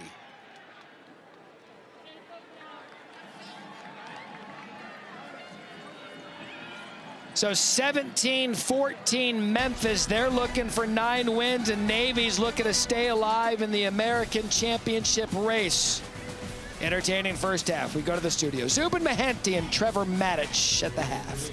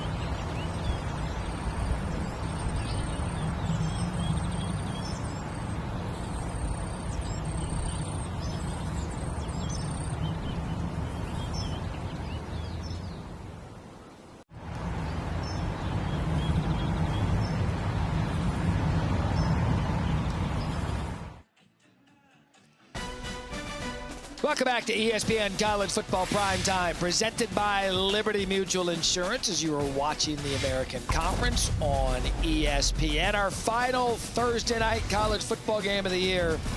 And it's a good one, 17-14 Memphis on top of Navy, who needs to win tonight, get some help this weekend to play in the conference championship game. With that, welcome back to the booth. Tom Lugan, Matt Berry. Happy Thanksgiving to you and yours if you're watching us here for the first time. Good first half, really, Lugs. Back and forth, 4 lead changes alone in the second quarter. Yeah, well, I'll tell you one thing. Memphis did a nice job in that first half stopping the run. Navy's got to get the run game going. I mean, that's their bread and butter. No matter how they go about it, only 46 yards rushing in the first half. It's not good enough. And it was really Memphis who leaned on the running game in the first half when Brandon Lewis wasn't trying to take shots down the field. As we take a look at our first half stats brought to you by Viore. And look, pretty evenly matched in terms of score, but right now, Memphis's offense is the one that's been clicking instead of Navy. Well, normally the time of possession there would be reversed when you consider Navy holding on to the ball, earning it, being methodical, going up and down the field. And Memphis not only has stopped the run, they've been able to limit the explosives, which is what Navy has really hung their hat on this year. And as I mentioned a second ago, when you look at the rushing stats, typically that's a thing for Navy to hone in on, but Memphis has doubled up the yardage on them. Brandon Lewis started 0 for 2 for the game, and then he got on fire to end the second half. Well, he really did, but they still haven't been able to connect. Outside of the touchdown to Cortez Braham, they haven't been able to connect on the vertical passing game where they've had open opportunities. They've just missed, and those were that first 2 attempts in the first quarter. All right, so it's going to be Navy's ball to start the third quarter. Isaiah Bryant deep to receive. It's going to go into the end zone for a touchback as we take a look at tonight's player spotlight, brought to you by Lexus. And Blake Horvath, nice little subtle flip of the football to Evans there for the touchdown on the rollout. And then he just throws a strike right here downfield, taking a shot right in the kitchen for Heidenreich, who goes up and gets it, draws the penalty, and then just using his legs, taking what the defense gives him. And they're going to need to see a little bit more of that. They got to get Horvath going here in the second half. How throwback is Horvath, by the way? Nothing on his arms, no gloves, no wristbands, no sleeves. Nothing. Seems to be working well for him, as in the first half became the first Navy quarterback in school history to rush and throw for 1,000 yards in back-to-back seasons. There's a good start to the second half, right up the gut for 11 as we check in with Harry Lyles. Blake Horvath's wearing nothing. I, on the other hand, have bundled up over here. It's very cold down here. I did speak with Brian Newberry coming out of the locker room. He said that his team shot themselves in the foot a few times during that first half. He wants to cut down on the penalties. And then, Luke, you said it. He says we need to be able to run the football. We got to sustain some drives here coming out of the half. Did he also call you soft? Yes. Duh. For wearing a beanie? He does coach at Navy. That's true. Right up the gut again for Teska. And a gain of 4 brought down by Puda Walker. Well, there's clearly going to be an attempt here in the second half for them to get back to the ground game. A first down, 10-yard gain on first down. Now you get close to 5 on second down. And they're going to get creative with the ways that they do run the game, but it looks like they want to attack between the tackles right now. And what have we seen out of Navy all year during this run? This is how they lull you with the run, and that's when Horvath will take a shot deep. Yep. And we saw it in the first half a couple of times. So 2nd and 6.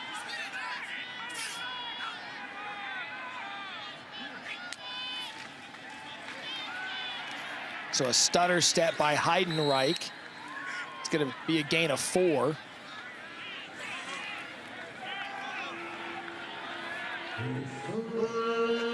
So an early 3rd and short for Navy to start the third quarter.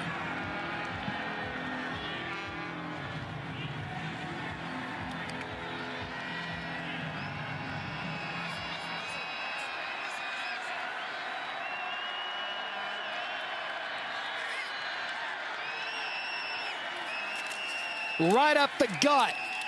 Second effort's going to be good enough for a first down and a gain of 3. And so Navy moves the chains, and Lugs, we just saw all runs here on this drive to this point. Good enough to move the chains. Well, if it ain't broke, don't fix it. You're going to continue to see this. And as I mentioned earlier, right down the midline with this run game between the guards, Memphis has to come up with an answer here. And by the way, shout out to the proper chains here to start the third quarter. Properly dressed. There's actually 2 of them. This is fantastic. There's 2. They're orange. Thanksgiving dinner break is over.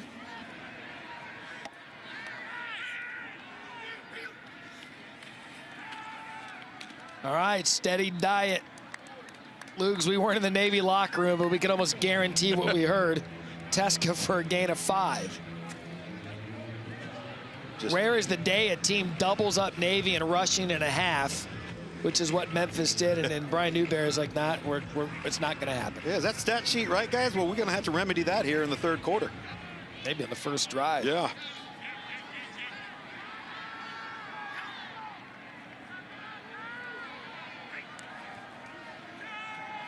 And there's Horvath, who's going to move the chains for Navy.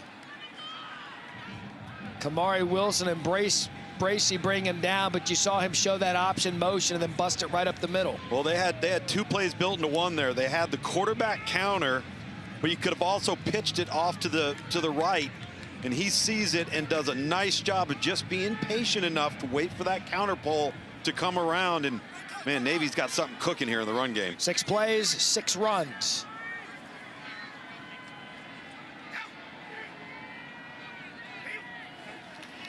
Here's the throw.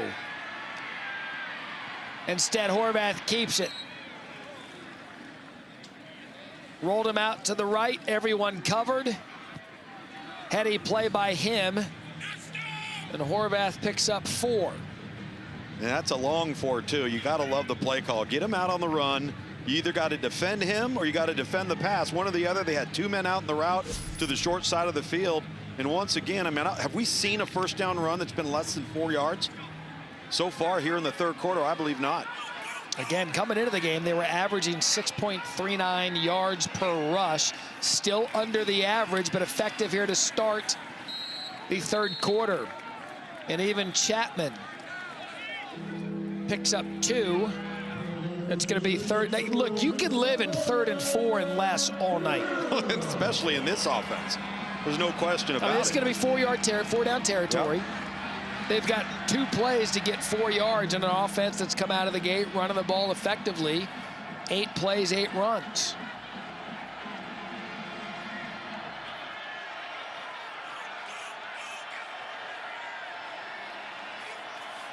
That's Teska. And he's going to be about a yard short after a gain of 3. And it's going to be 4th and 1. They're going to line right up and do it again. Absolutely.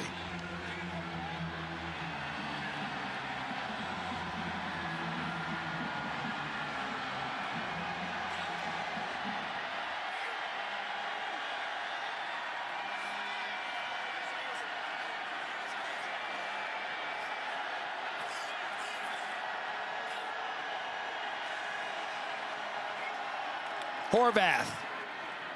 Nothing to it. And a gain of 3, and the chains move again. Heidenreich gave Horvath the old goose up the middle. Yeah, and in that time, Horvath, all he's doing is to look to see which one of the A gaps to either side of the center was open or uncovered. That time to the right with the little tush push behind it. And this is methodical, Matt.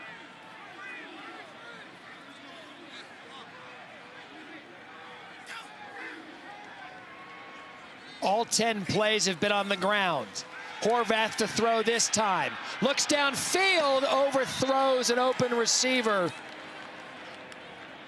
He had Jordan Collins. The play was on, and he missed it.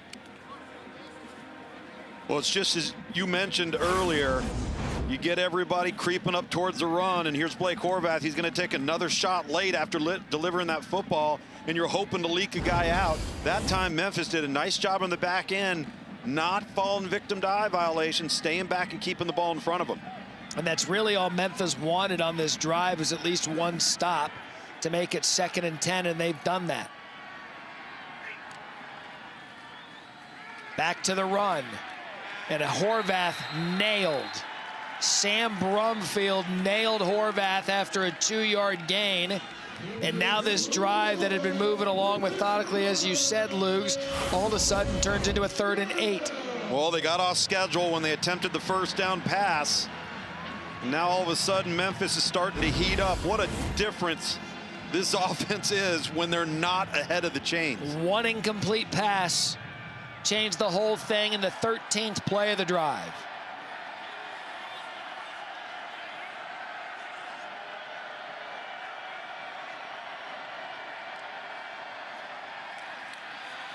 Horvath out of bounds. Flag down.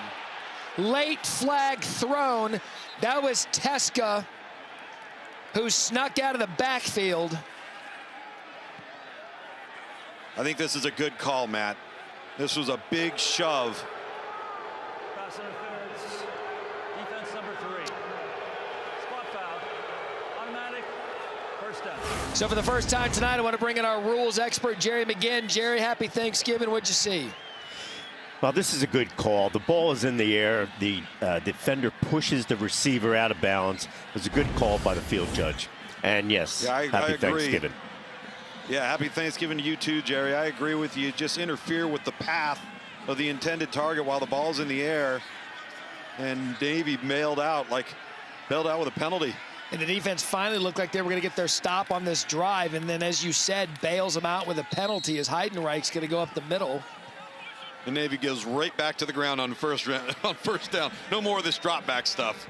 Listen, they're land, sea, or air, Lugs. Yes, they are. They will do anything it takes to get a victory. Look at those numbers in the red zone. I mean, that's frightening. 14th play of this drive. Over half the quarter in one drive.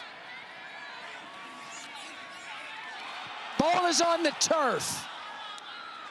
It was a shady exchange between quarterback and running back Shane Reynolds, and he was able to fall back on it. Wow. That was almost a disaster. Oh, falls right on top of it. The ball never had a chance to bounce. I mean, I guess you give him credit for being heady to recover it. Yep. Oh. That's that. Whew. That's going to get Teska right back on the field.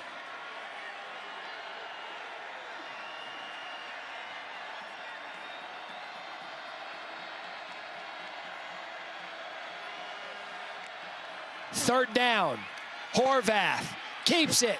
Snakes his way through. Oh, this is going to be close.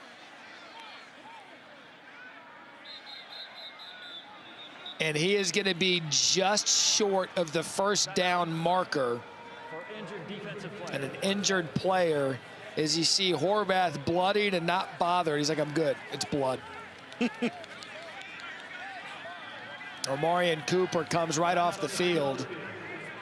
Actually, they're going to send this to an official timeout for the injury and a media timeout.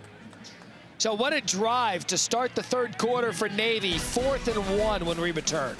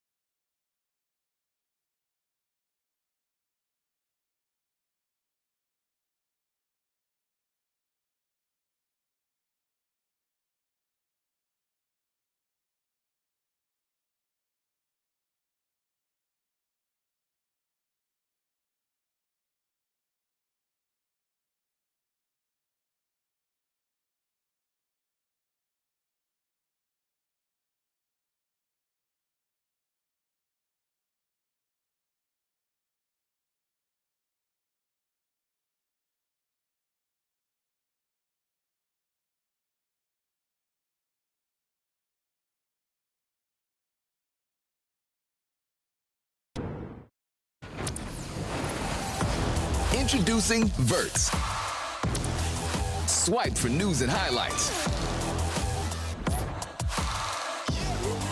Now available on the ESPN app. Big fourth down here. Navy 1 for 1 on the night, 64% on the season. And they're going to say Memphis jumped. Drew Watts was the guy if Memphis gets called for it.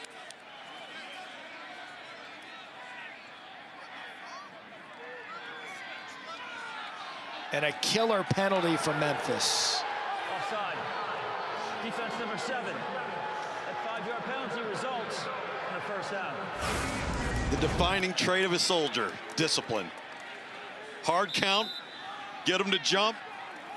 You then move because you reacted to it, draws the penalty. And the midshipman, fresh set of downs inside the 10-yard line. Didn't even have to risk the play. Nope.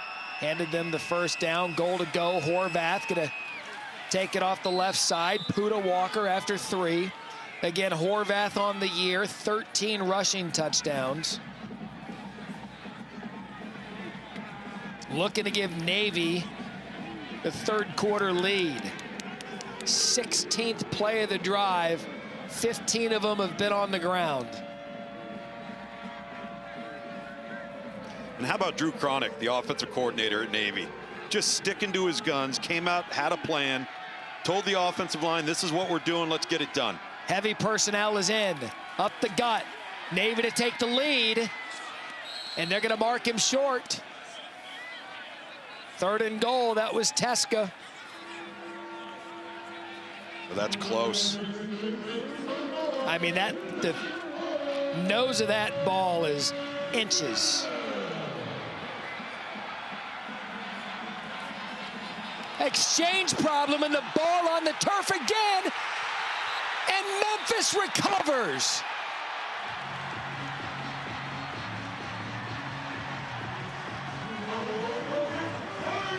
An unthinkable mistake out of Navy.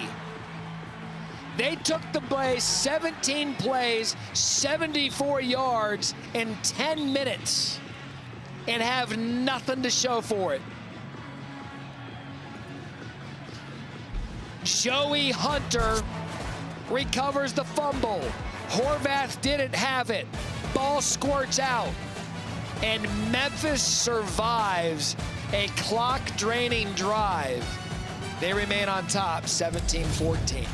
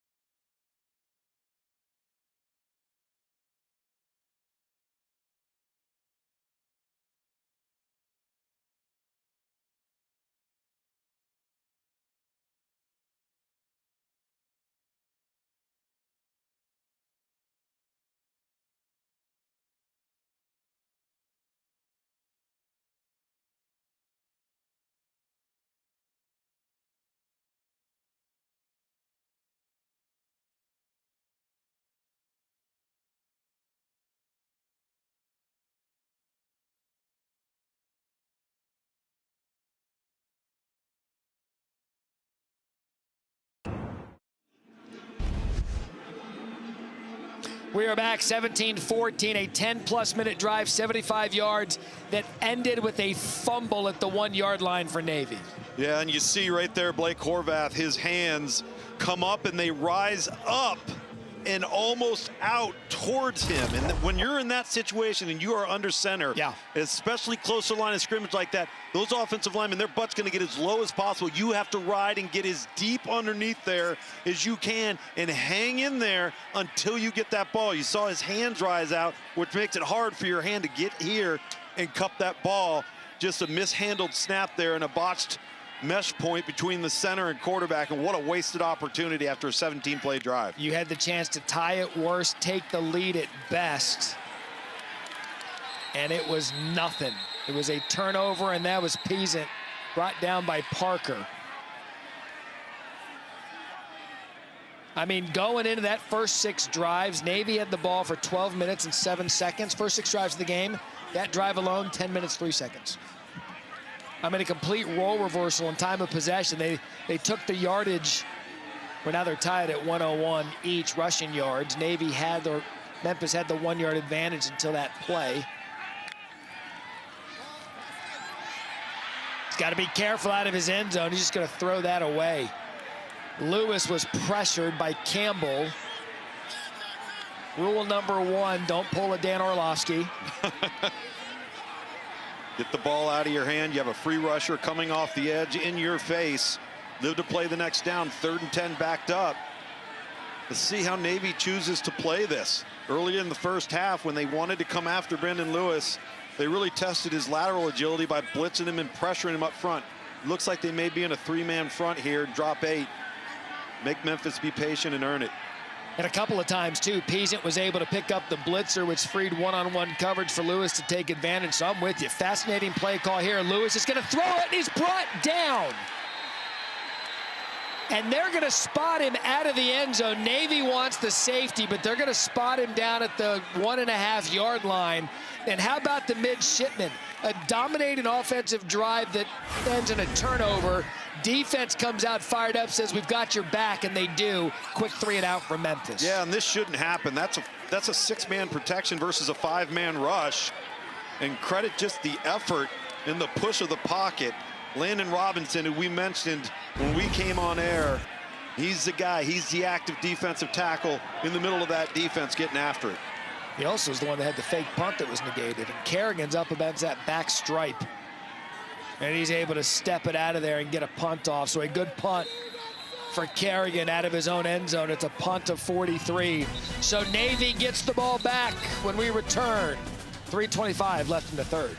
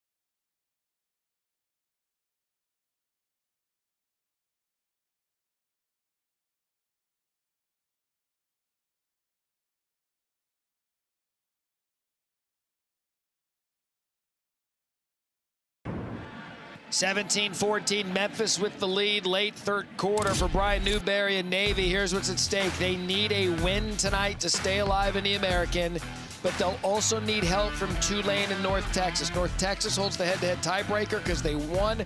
Tulane is the highest-ranked team in the American, so they need one of those two to lose over the weekend. North Texas has Temple, Tulane has Charlotte. With the win tonight, Navy advances to the American Championship. So a lot to play for. They'll be watching football over the weekend after a brilliant defensive stop after fumbling the ball at the goal line. Navy gets the ball right back. And that's Teska. And this has really been the theme of the third quarter, as quick as it's been. Take the ball on the ground, get 8 yards.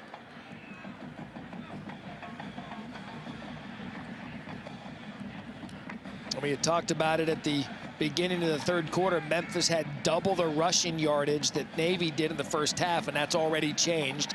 Navy now leading the game in rushing yards. Yeah, Memphis has had the ball a total of 3 plays. But well below their average, 19 plays this half. Keep the feet churning up the gut. Teska tackled by Wilson. And that's going to be a gain of 3 for a first down. First down success of this offense really dictates everything. Opens things up. They haven't gotten greedy. If it ain't broke, don't fix it. Drew Cronick, the offensive coordinator, he smells blood in the water here in the run game.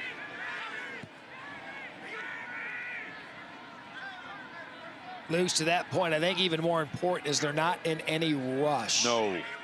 They're kind of staying within the play clock, and they're just doing that.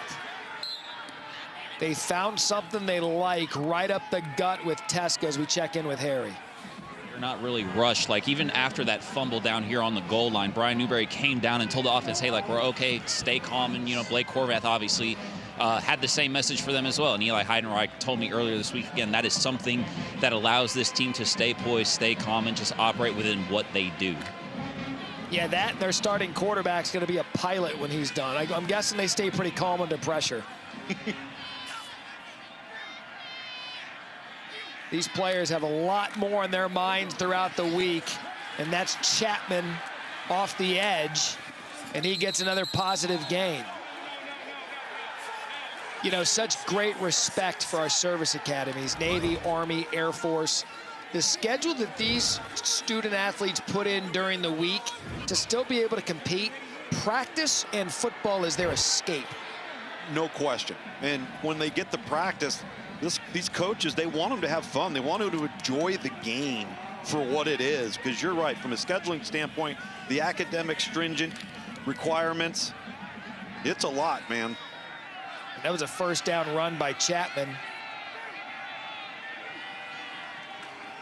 And they're going to continue eating the middle, and that's going to be a touchdown, Navy. Keep riding Teska, and they regain the lead. And what a third quarter it's been. They go down the field, 75 yards in 10 minutes, fumble at the goal line, get a 3 and out, get the ball right back. This time they punch it in.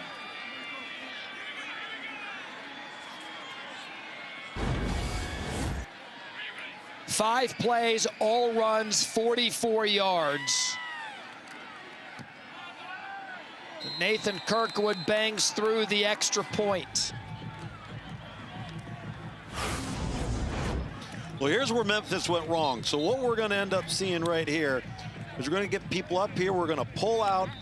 We're going to be down here. Now, 2 guys go into 1 gap for Memphis.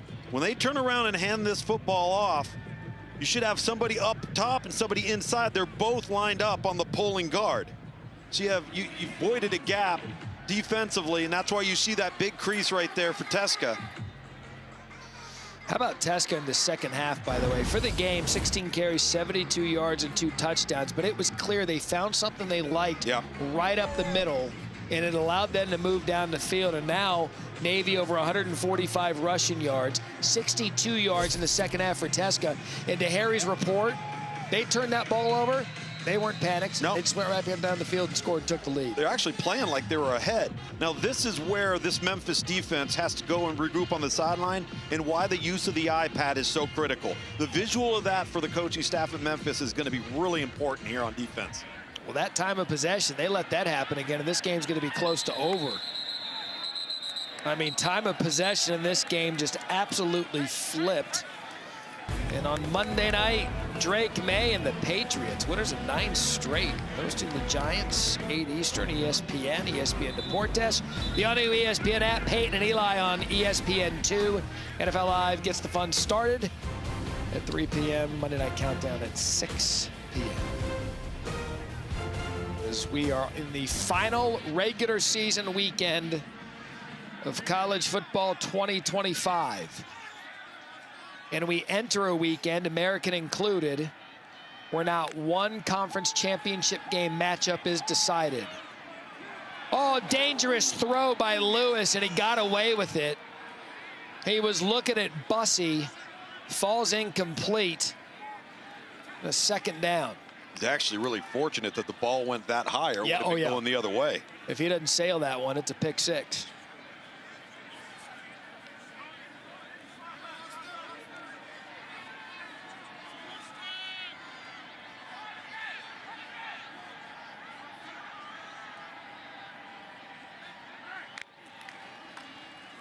That's DeWosier.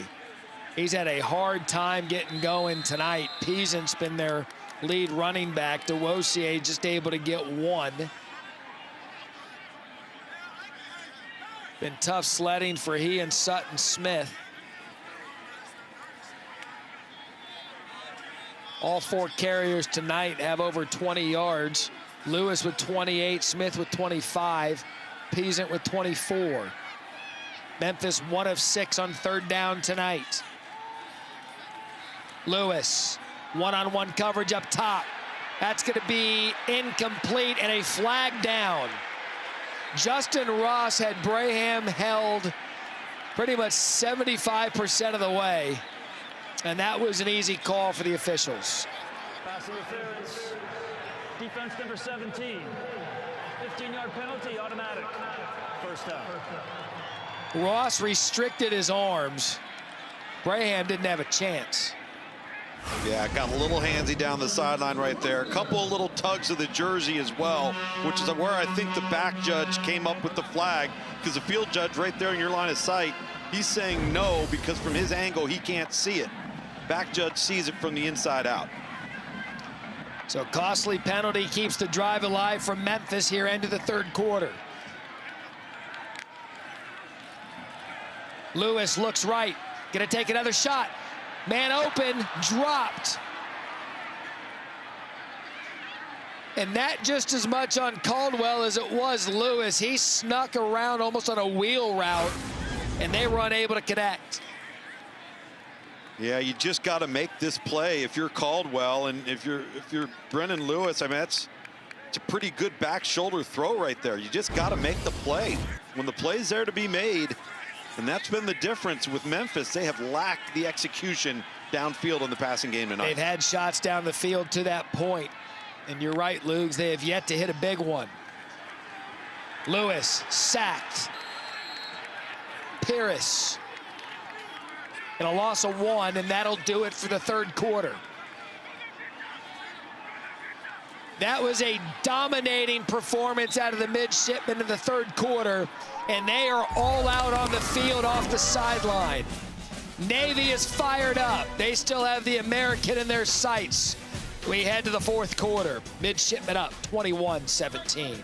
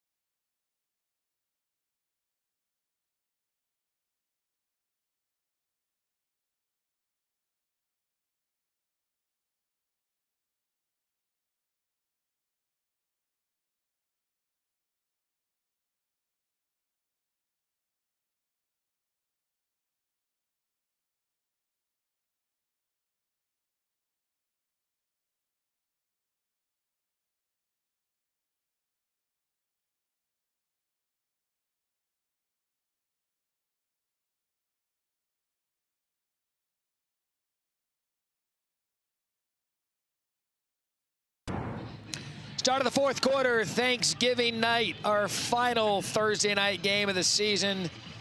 Ryan Silverfield, Ryan Newberry trying to find out which of their teams is going to stand out and come out on top in the final game of Memphis's regular season. Navy still has Army in 2 weeks, but just third quarter domination by the Mids. 3rd and 11 to start the fourth. Lewis to throw. Has time. Forced out, and he's going down. And this Navy defense is teeing off. Luke Pierce. Lewis was able to stand in the pocket, Lugs, until he wasn't. Luke Pierce is coming off the edge here, and we've mentioned his name a lot tonight, Matt. He's done a great job of being relentless in pursuit, disengages the offensive tackle in number 61, Chris Adams. And what a huge loss, because now you've impacted field position significantly with that sack. It's like Navy went into the locker room, looked at what the enemy's been doing for the first half, and re-strategized their attack and ploy. First half was just recon, Matt. That's all it was. Yeah. I mean, because they have come out of the locker room a completely different team. Well, and credit the offensive line for Navy and their mentality and the ownership of, if we're going to win this game, we have to win up front and keep this clock moving, get back to what we do best. And sometimes we talked about throughout the night how diverse this offense is. They'll spread you out, they'll get in the shotgun. But if you watch the third quarter and what looks like to be the beginning of the fourth right here, look at the sets that they're in. It's clear they're getting down and dirty in the run game. And all you need to know, we know what the offense has done, but the defense, Navy has minus 17 yards in the second half, down to Harry. Memphis defensive back Kamari Wilson. He told me even though this Navy offensive line isn't as big as the other guys they might see elsewhere in college football, he says you could tell that they love the game by the way that they block for each other, and we've been seeing it here in the second half. They're not loving it very much right now, I can tell you that. It's an absolute, they're a unit. They're an offensive line unit. They might have appreciated it during the week. Navy's getting after it. And Memphis is showing the blitz. And they're going to try to pop him right up the gut, and they do. Teska, he has been the guy for Navy in the second half, and a gain of 9. Brumfield and Jordan bring him down, and it's going to be a first down. And Memphis needs to be real careful here, because we just saw Navy take 10 minutes off the third quarter clock to begin the quarter. Well, you're just going to flat out run out of possessions. You cannot allow another methodical drive of double-digit plays result in points, because you're going to be limited in your ability to score on offense. And that's all it's been right there. And they're getting back up near their average, 7 yards on the carry. Again, I mentioned it before, coming into the game, they lead FBS in 308.2 yards rushing per game. They average 6.39 yards per rush, also best in the country, and they're starting to assert themselves now. Well, and keep in mind, too, the longer this goes, when Navy doesn't substitute, that defensive front for Memphis is stuck on the field.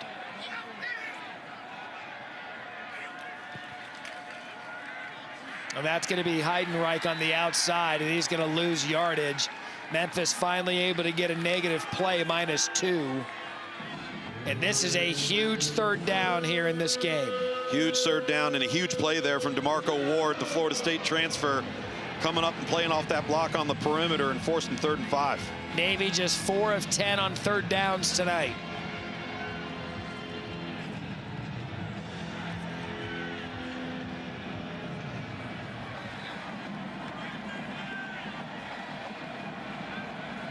Play clock under 10. Down to 5.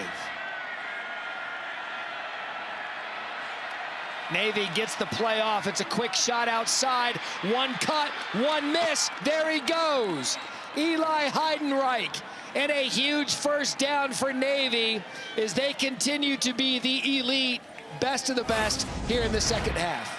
Well, and you motion opposite. and then throw the two-man screen back to your best player in Heidenreich. You got 2-on-2. You got to make one guy miss. You hit the block with the other. Really well executed. That was the first completion of the second half for either team.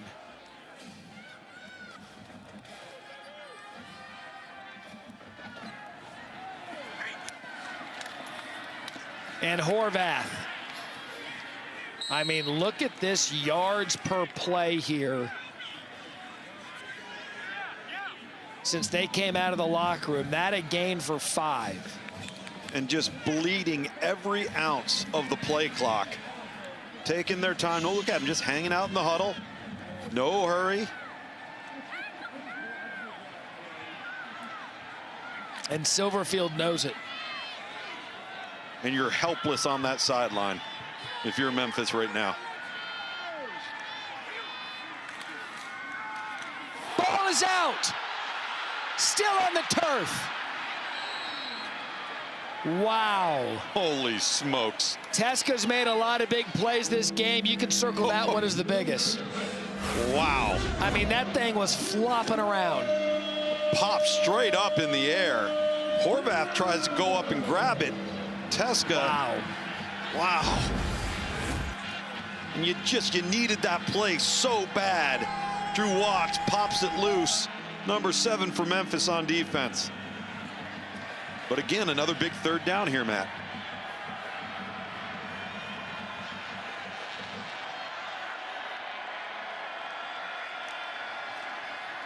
Horvath. Downfield. One-on-one coverage. He's going to get the flag. Intended for Nathan Kent. How heady of a play was that by the Navy captain? No, unbelievable. Defense number 13. 15-yard penalty. Automatic first down. Just a fantastic play right here because you forced the defender into a hold, into a defensive pass interference by trying to come back to an underthrown football. And Nathan Kent does a really good job trying to attack it, putting Jordan in a tough position. And once again, a fresh set of downs for this Navy offense. And that man right there, Ryan Silverfield, is beside himself. Yeah, you get Jeremiah Jordan in that coverage. There's nothing he can do about it. Nope. They move the chains again. Clock starts to tick. Teska in the backfield. Teska up the middle. Teska for 5. I feel like it's rinse and repeat.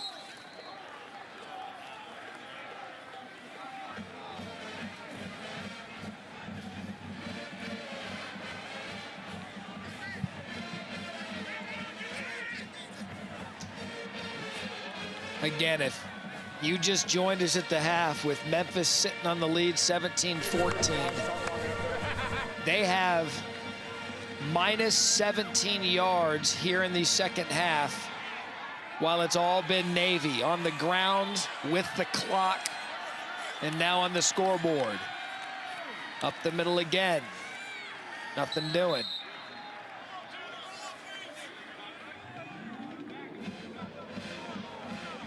Slow to get off the pile. Little substitution right here. Memphis opts not to. And you just look at this Navy offense, man. They're just taking pride. Look at their movements. They're just subtly getting back in the huddle. Ho-hum, here we go. And their demeanor is that of their head coach. It's exactly Newberry's right. as even as it gets. Mild-mannered, even keel. 10th play of the drive. Horvath. He's going to get the first down. He found his way through the right side of that line, turned his body, and it's going to be enough and make it 1st and goal. Little inside veer. You bypass the defensive front with your offensive line. You work up to the second level, and you hand that ball off so quickly, you're already down past the line of scrimmage before the defensive line knows what hit them.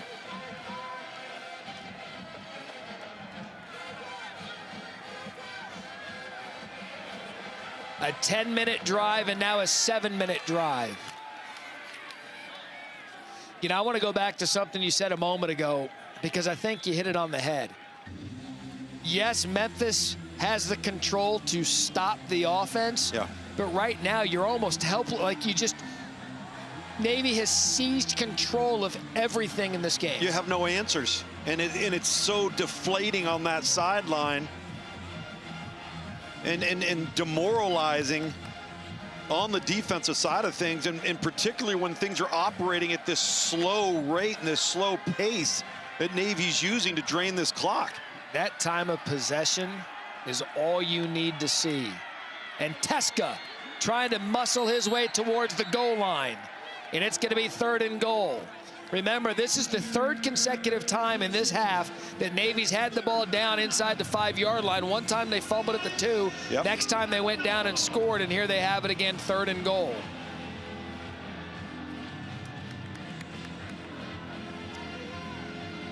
If Memphis can't get a stop, it might be too late. They need this. Going on another 10-minute drive here. Get close to it.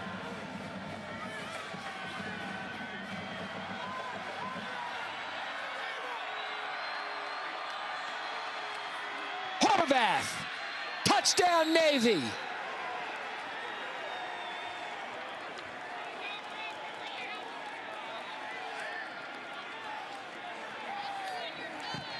Their captain, their leader of leaders, Blake Horvath, has done it here in the 2nd half. And he has Navy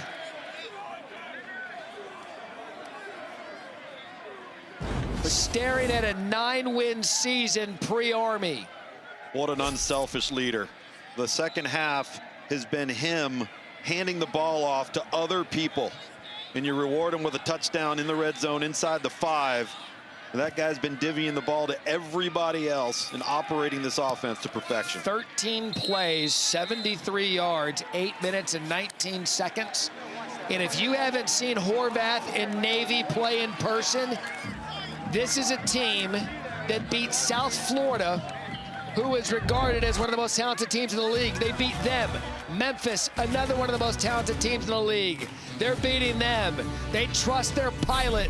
He's got him up big in the 4th.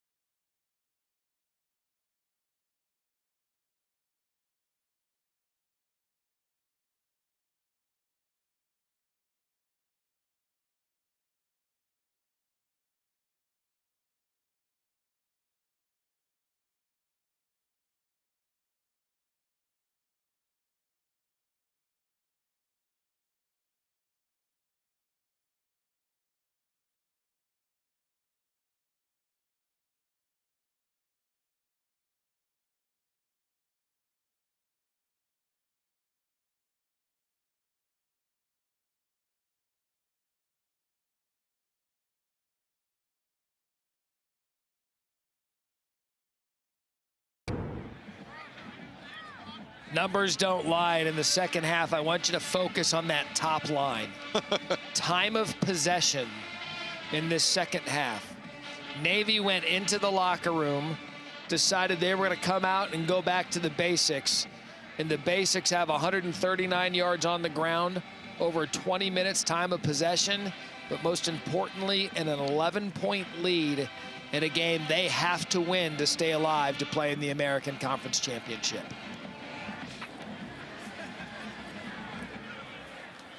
And our gift to you, because we know you have leftovers in the fridge, you want to have one more turkey sandwich, some more overrated sweet potatoes, and some cranberry sauce. We're just going to double up breaks so you can put on more weight.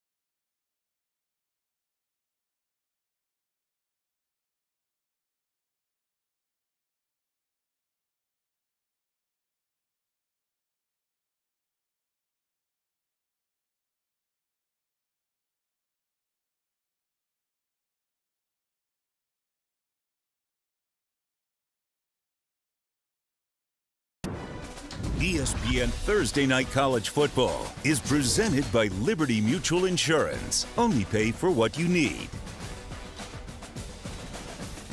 Has ever been to Graceland? I have not. Never been to the Elvis Me Museum? neither. No. Those are white suede shoes. Yeah, those are white patent leather. We're the blue ones. Yeah, we're the blue ones. Are the blue suede shoes a myth? So down 11, under 6 to play. Matt Berry, Tom Luganville, Harry Lyles, rules expert Jerry McGinn in our final Thursday night game of the season. What a run it's been, and Memphis needs to score, and they need to do it quick. Lewis checks all of his routes. Goes to the outside, gets something from Jamari Hawkins. That's going to be a gain of 4. And now, Lou, it's got to be tempo all the way home. And an injured player for Navy, that is Philip Hamilton. Timeout for injured defensive player. He's the player for Navy. He moved over. He was a corner, started over there and moved over to safety. He's down on the field. We'll let him take a look. We'll come right back.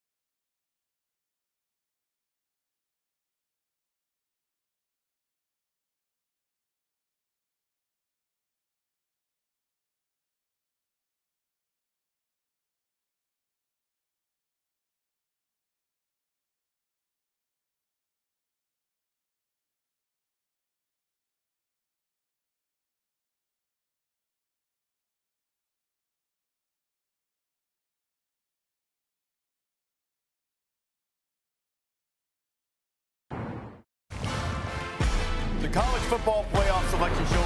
The bracket will be filled. Judgment Day is here. We are back. Judgment Day is coming. I know some at ESPN don't like this conversation, but the only rankings that matter, the penultimate, the final. That's it. Anything up to this point has been for entertainment purposes only and for the committee chair to make 6-7 jokes. 2nd and 6. Incomplete. It's going to bring up a 3rd down. This is a must convert now from Memphis as we have 5:24 left in the 4th quarter. Mentioned a moment ago, this is our final Thursday night game of the season. Quick chance to just thank everyone along the way. Yep. All of these schools have been so great with us. We did SportsCenter on campus every week. Tim Pernetti and the American has been so good to us, scheduling on Thursday nights. We had Wake Forest one week. Coach Dickert, he was gracious with his time, and even the Sun Belt. So thanks to everyone who made the most out of these Thursdays from start to finish as we wrap up here our 2025 season. As Lewis, he's got clear path, looking for a block, he's gonna get it, and more. 1st down, that was a must for the Tigers. Peasant picked up the big block at a gain of 23. Yeah, you got to have a little bit of urgency there. You got the 1st down. Let's get to the line of scrimmage, run another play.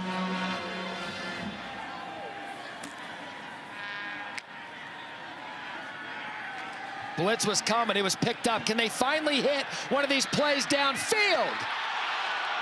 Through his hands. Braham had it. Wow. Lewis can't believe it. And he's tussling with Cam Robinson, the true freshman, down the sideline. A lot of grabbing, a lot of arms, a lot of hands, but gotta make the catch. Braham's been their go-to guy, and it drops right through the hoop. And these plays are becoming so critical because Memphis is aware that they don't score, they don't get this ball in the end zone, they may not see the ball again. That is the best look they had at one of their shots downfield, and they come up empty. As Peasant fights his way for 6. First possession of this game, Memphis had a receiver wide open for a touchdown twice. One was underthrown, one was overthrown, and they just haven't been able to connect downfield.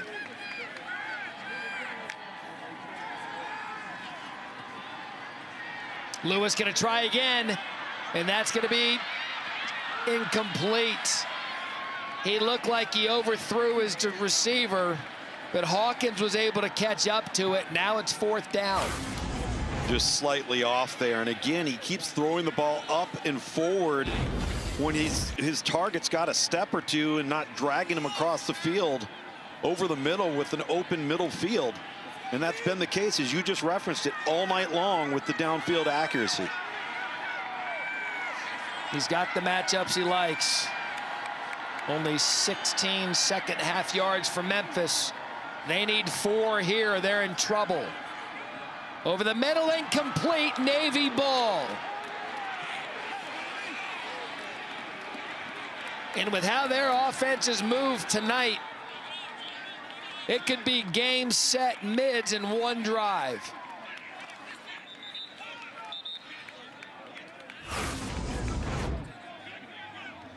It's going to be a timeout game now from Memphis as Navy's going to come out, throws behind his intended receiver, Jaden Thompson. Yeah, that ball's got to be thrown out in front, about a foot in front of the numbers. Allow Thompson to go out there, pluck it, turn up field. And it's just a poor, inaccurate throw. Tough night offensively for this Memphis offense. Have just not been able to sustain any rhythm or consistency of production.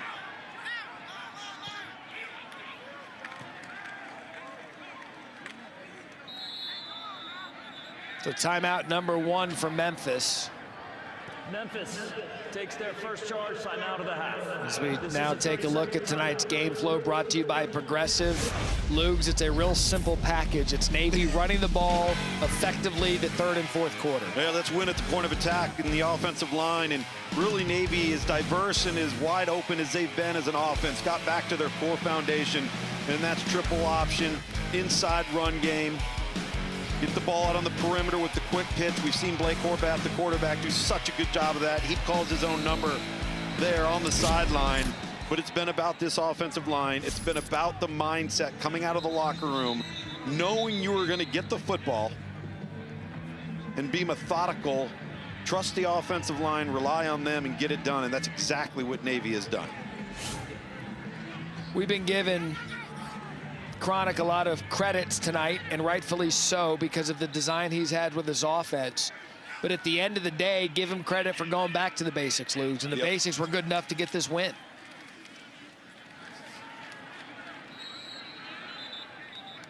This could be a second timeout for Memphis. And look, the window dressing is what's made Navy one of the best offenses in the country this year. And ultimately, that wasn't what was working in the first half. No, not at all. They were in the shotgun. They were shifting and motioning and changing the strength of the formation with the tight end moving across. And then what did they do coming out of the locker room? Under center, single back, two wings, set offside both offensive tackles, and just lined up and said, here we go. You know it's coming. Can you stop it? And imagine being Memphis, Matt, where you've got to use all your timeouts. You're not even close to the 2-minute break. No. And you know full well if you don't use them now, it's over. I was going to say, what does that say about what they think of Navy? No question. It means they can't stop them. Teska now over 100 yards on the night. Navy's run 38 plays in the second half. 37 of them on the ground. And that's going to be enough for a first, and there you have it. Memphis is going to be with one timeout and a 2-minute timeout.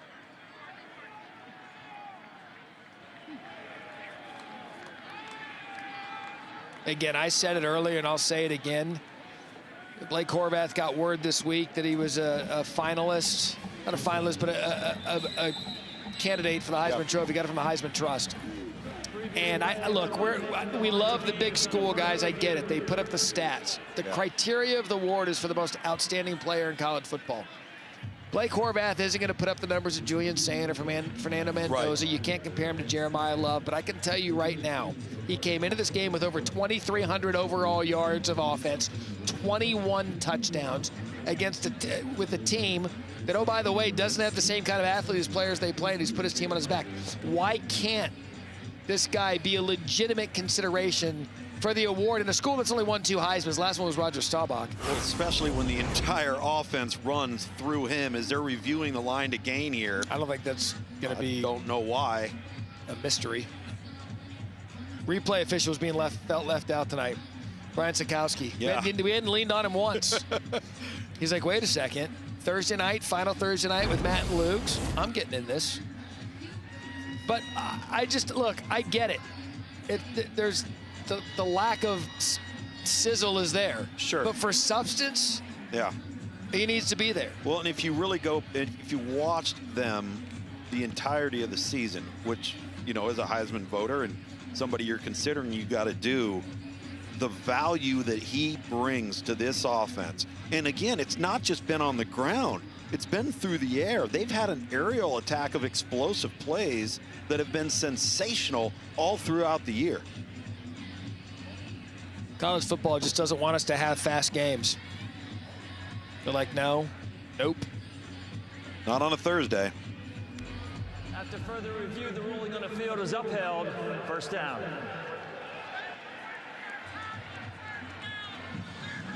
I just think. Well, how does that take that long?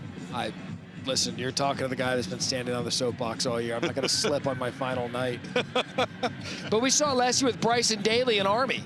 Yeah. And now with Blake Horvath and Navy, start giving the credit that they deserve and how they play their style of football.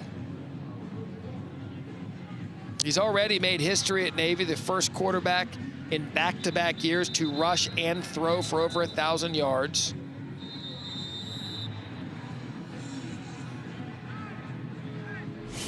I mean, let him fly himself after the Army game to the ceremony. Sure. Heck, let him fly the team back tonight. I was looking at his schedule. I meant to write it down. They sent like his daily schedule. Yeah. I laugh thinking about his daily schedule relative to what I did at Arizona State. I mean, it's like, if you want to feel really bad about yourself and really good about the future of our country, compare your day with Blake Horvath's or any of these guys. Sure. We've called an Army game this year, and here we are calling a Navy. Calling Service Academy games is some of my greatest joy in this career, because you get to learn about how they do it differently. Right. And this transfer portal garbage and the NIL and the movement and this and that, Not these guys. No, you talk to coaches, you say, hey, if you want to coach football and really want to do it for the reason you got into it, go coach at a service academy right now, because they're the least impacted by the current climate of college football right now. In fact, Coach Newberry pregame, we were with him on the field as Horvath's going to take that one up the gut, or probably take us down here to the 2-minute timeout.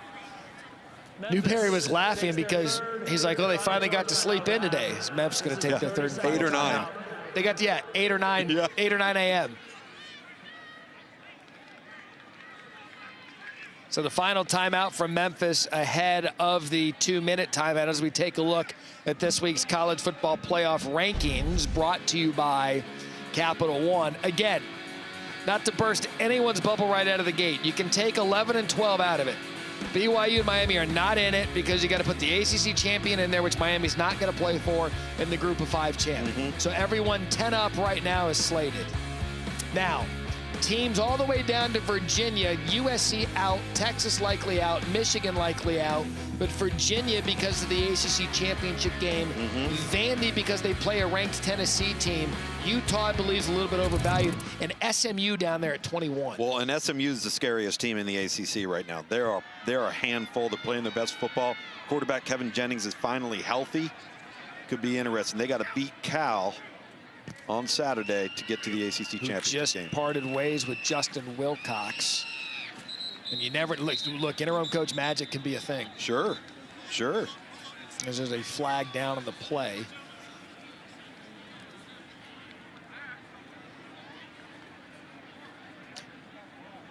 It's gonna be a legal shift. Did someone here on the crew mention about how this game was moving along? Was that with Luke? Did you on air? Did you say? Oh, Illegal motion. Offense number 24. That penalty is declined. 4th down. Not on air. You didn't see it. There was a rumor that maybe during a commercial break it might have been brought up. I was just making. I didn't know who did this to us. But see, you were just counting on Navy making their first real mistake of the entire half. I mean, they've literally been almost flawless in their execution.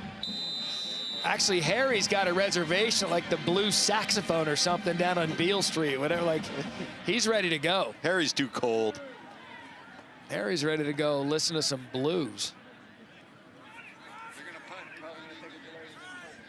So Navy's actually going to punt the ball away. They're going to take the delay again, give themselves a little bit more yardage. Well, they accomplished what they needed to accomplish, and that was to get Memphis to spill all their timeouts. Yep, spill the timeouts, 2-minute timeouts still ahead, so they're going to get the ball. They'll probably get 2 plays off prior to 2-minute timeout because they're going to be in hurry-up mode. And then they're playing timeout free the rest of the way.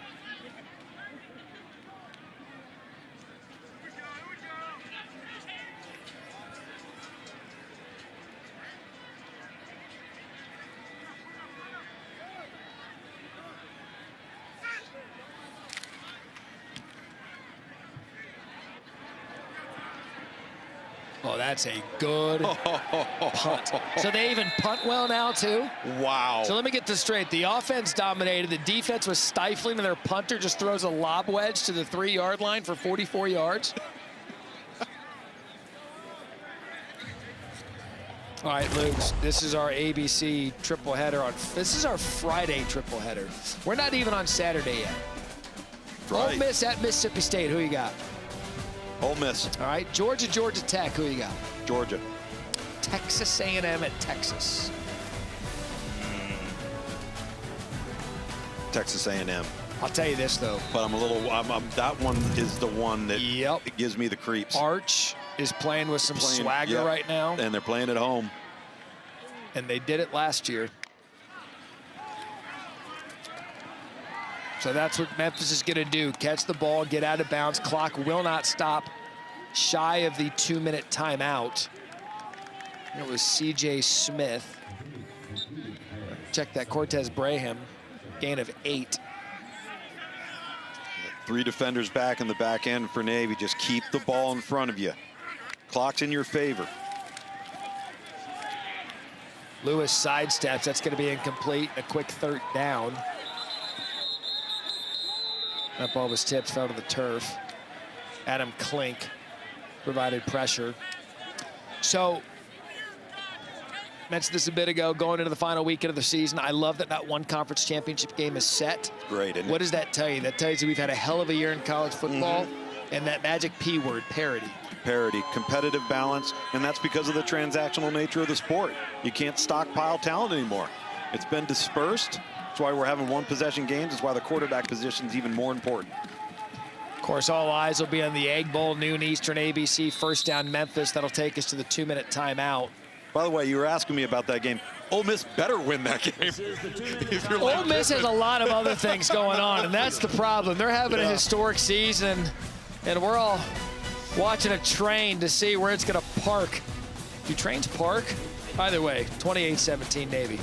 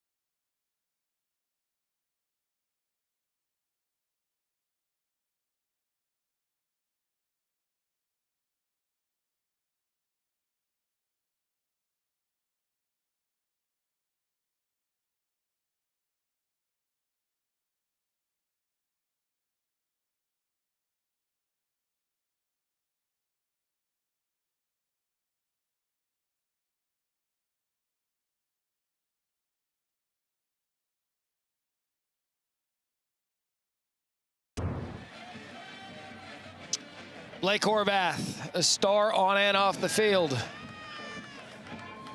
Lugs, he's the elite best of the best.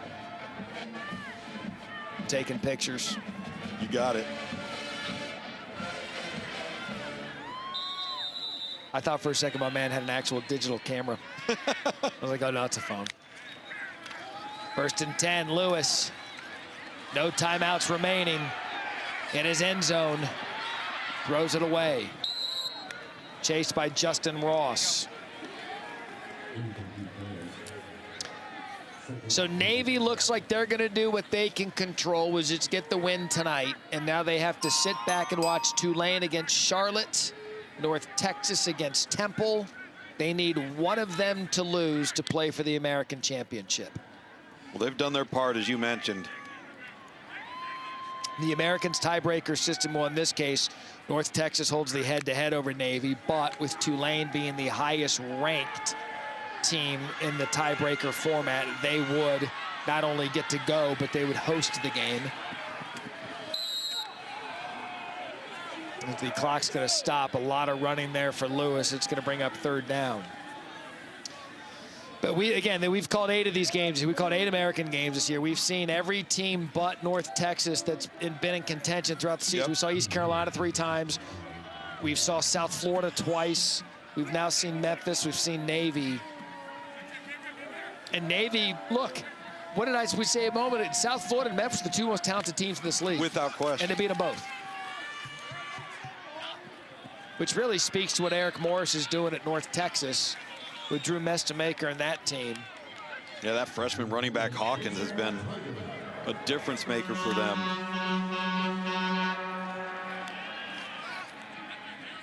Two players that the Big 12 is going to have to contend with next year. Let's call it what it is. Gain of 11.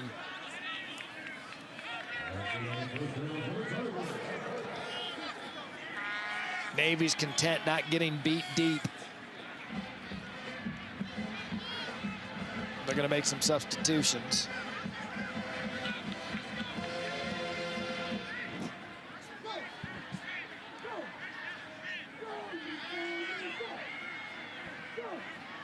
Contrary to some belief that was out there, Alex Golish has not accepted the Arkansas job. There was a couple of reports out there, but that is not the case.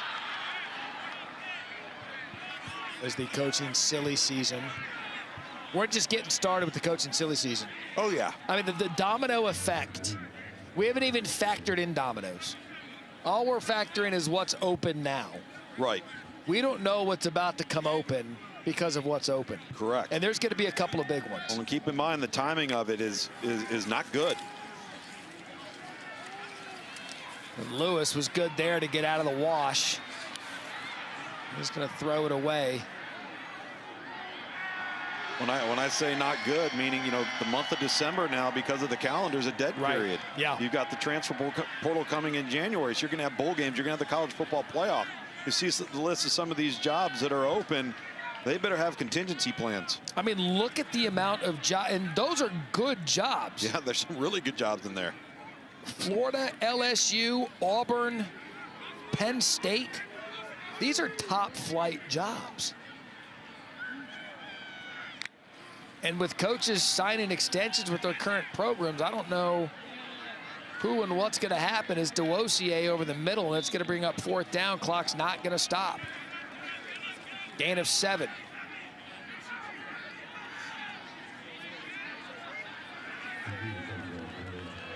But I can tell you this, word to the viewers, the Sports Center's coming up next with Ryan Smith and Arno Cal. 4th down, game on the line here from Memphis, and that's going to do it. End it with a sack. Adam Klink gives Navy the win. And up next is Army for a chance at back-to-back 10-win seasons for a first time in Navy history, the 5th sack of the night. Ron Newberry's got to be awfully proud of his football team. What a statement in the second half. A plan, the ability to execute that plan, and to close out this game. Wow, impressive here in the last 2 quarters for Navy. As I mentioned, Sports Center coming up next. You got the Cowboys. They get a big win against the Chiefs. Joe Burrow returns against Lamar Jackson and the Ravens. College football rivalry weekend. Ryan Smith and Arno Cal coming up next. And just a word to the wise. This is what Matty Claus is leaving you with before we go away. Do not trust anything you see on social media about coaching hires. Yeah. There's a handful of people out there that you can trust. 99% of them you can't. So just keep your head on a swivel. It's been great with you this year on Thursday nights, man. This is fun. Absolutely, man. This is a fun season. Hopefully first of many. Harry Lyles and I have been running this industry night thing for a while, and another one is in the books, and another win for Navy is in the books. What a season for the midshipmen as they are continuing to try to make history. Memphis falls to 8-4. They'll be in postseason. They'll have a bowl game to try to get those 9 wins in 3 consecutive seasons for the first time ever. But how about Navy? What a win for the midshipmen as we check in with Harry. Coach, you said you wanted to run the ball in that second half. Your team responded. What did they show you guys tonight? They sure did. We made some great adjustments at halftime, credit to our staff. And I think we had the ball 24 minutes in the second half. Did a hell of a job making some adjustments and holding on to football like I told you at halftime, and keeping our defense off the field. And I thought defensively we played lights out in the second half. So super proud of our guys, man. Happy Thanksgiving. Yes, sir. And obviously we don't know if you're going to be in the American Championship or you might face Army next. Right. Either way, what you saw the resolve from your team tonight and how they were able to answer, how does that help you guys move forward no matter who your next opponent is? We're a team playing with a lot of confidence right now based on the results of the last 2 weeks. We're playing really good football right now. We're peaking at the right time. So we've done everything we can to this point, all right, and then we'll let the cards fall where they may. But just truly proud of our football team right now. It's a great win for us. Thank you, Coach. Happy Thanksgiving. Appreciate it. Harry, happy Thanksgiving to you, Coach. Happy Thanksgiving to everyone. Thank you to everyone on our crew. Charlie Reynolds directed it. John Kettering produced it. For Tom Luganbill, Harry Lyles, I'm Matt Berry. What another year of Thursday night football we had. 28-17. Brian Smith, Arno O'Cal has Sports Center next. We'll see you next season on Thursday night college football.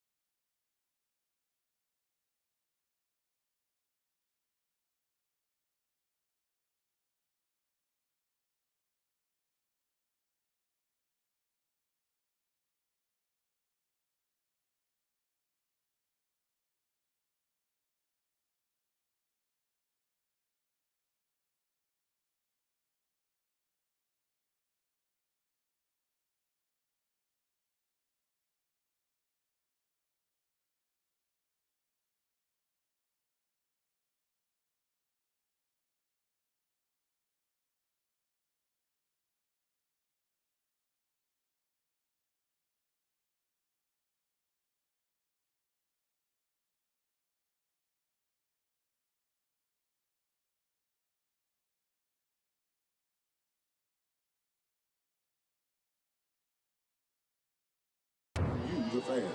That's live on 98.9 The Roar of Memphis. The flag.